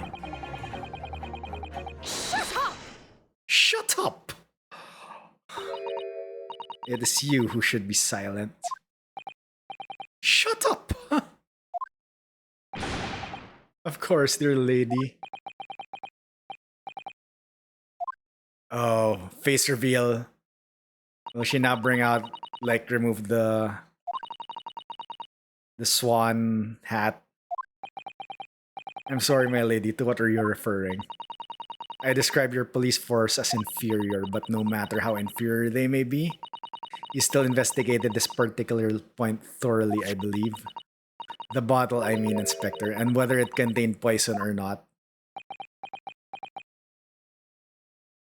Of course. Have you forgotten what my guiding principle is already? I strive for a flawless investigation every time. I don't believe it. Naturally, we tested the inside of the bottle and its contents. And what did you find, Inspector? I ordered tests for every toxin that's available in this country at the present time. But it's like a foreign thing. We could find no trace of poison of any description in the bottle of carbonated water. Carried out by the chief coroner himself.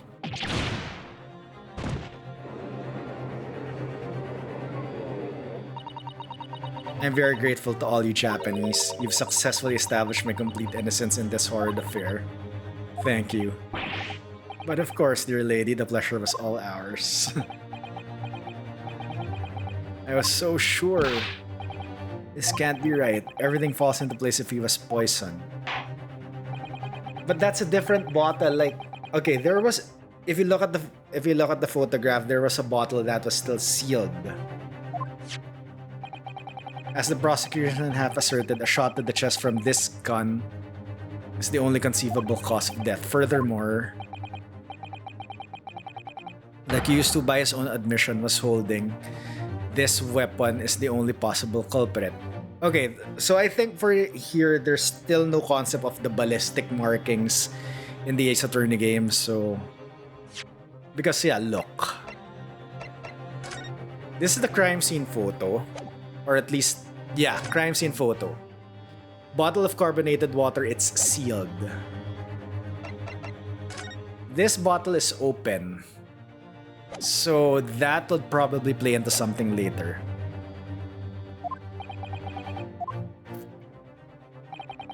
The court wishes to apologize for the great inconvenience this has caused you, Miss Brett. Oh no. I'm just glad the matter is resolved. Before proceeding, I must ask counsel for the defense.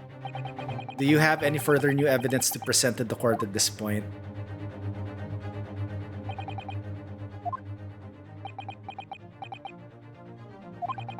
I'm sorry, Ryunosuke, I have nothing more. Well, if you excuse me now, I really must be leaving.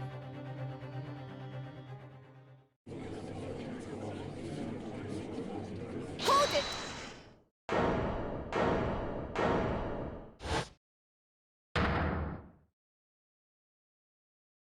Oh, now you speak. Please wait. Isn't that... What's the meaning of this? Forgive me for intruding in the court proceedings, Your Excellency. Susato Mikitoba, Judicial Assistant to the Defense. She's the daughter, I assume. In my darkest hour, with nowhere left to go, she appeared like a bolt of lightning. And in her hand, she carried a small package wrapped in a furoshiki cloth. It's the Koban coin, I assume. There's another part.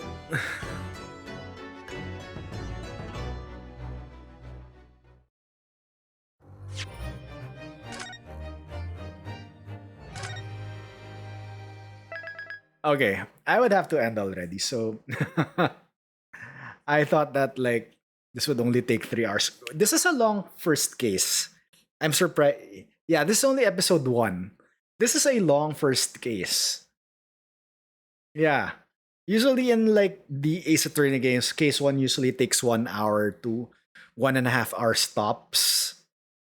But yeah, there are also a lot of mechanics introduced here, like especially with that shifting witnesses part. Usually in the other Ace Attorney games, that those other mechanics in investigation and the trial come in the later like episodes. But wow, this is a complete game changer.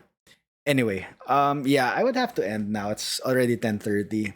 Although I don't have work tomorrow, yeah, I just don't want to like screw up my sleep schedule considering I go back to work on the 3rd. Anyway, everyone, thank you very much for joining. I really appreciate it. Everyone, thank you for the new follows. So, as for the schedule, tomorrow I will be off. I'll be back on Thursday. We continue this. Then yeah, don't forget to check out the socials. New YouTube video will be dropping soon. By soon, I mean tomorrow my time. If you're in the US, that would probably be later on. Yeah, no worries, B-Boy. Thanks for dropping by. Cobra, thanks for dropping by. So yeah, I guess that's it.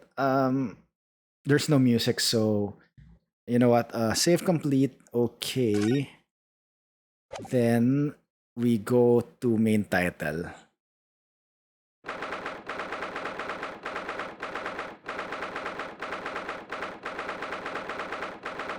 Oh, we're still in the courtroom, really.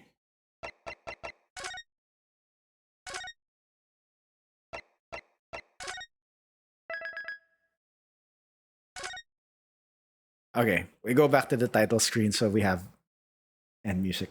Anyway, everyone, thank you very much. So let's find someone to trade. First of all, do we have any other people streaming this that are English? Because earlier I saw people in Japanese streaming this. If not, we can probably just raid Kivi. Yeah, you know what? Let's just raid Kivi.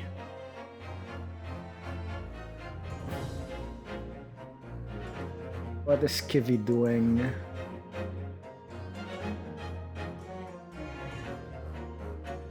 Yeah, Kivi's doing SMW, so yep, let's raid Kivi.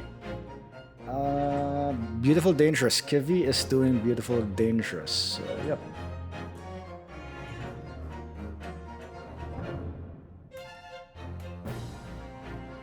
Alright. Let's go raid Kivi.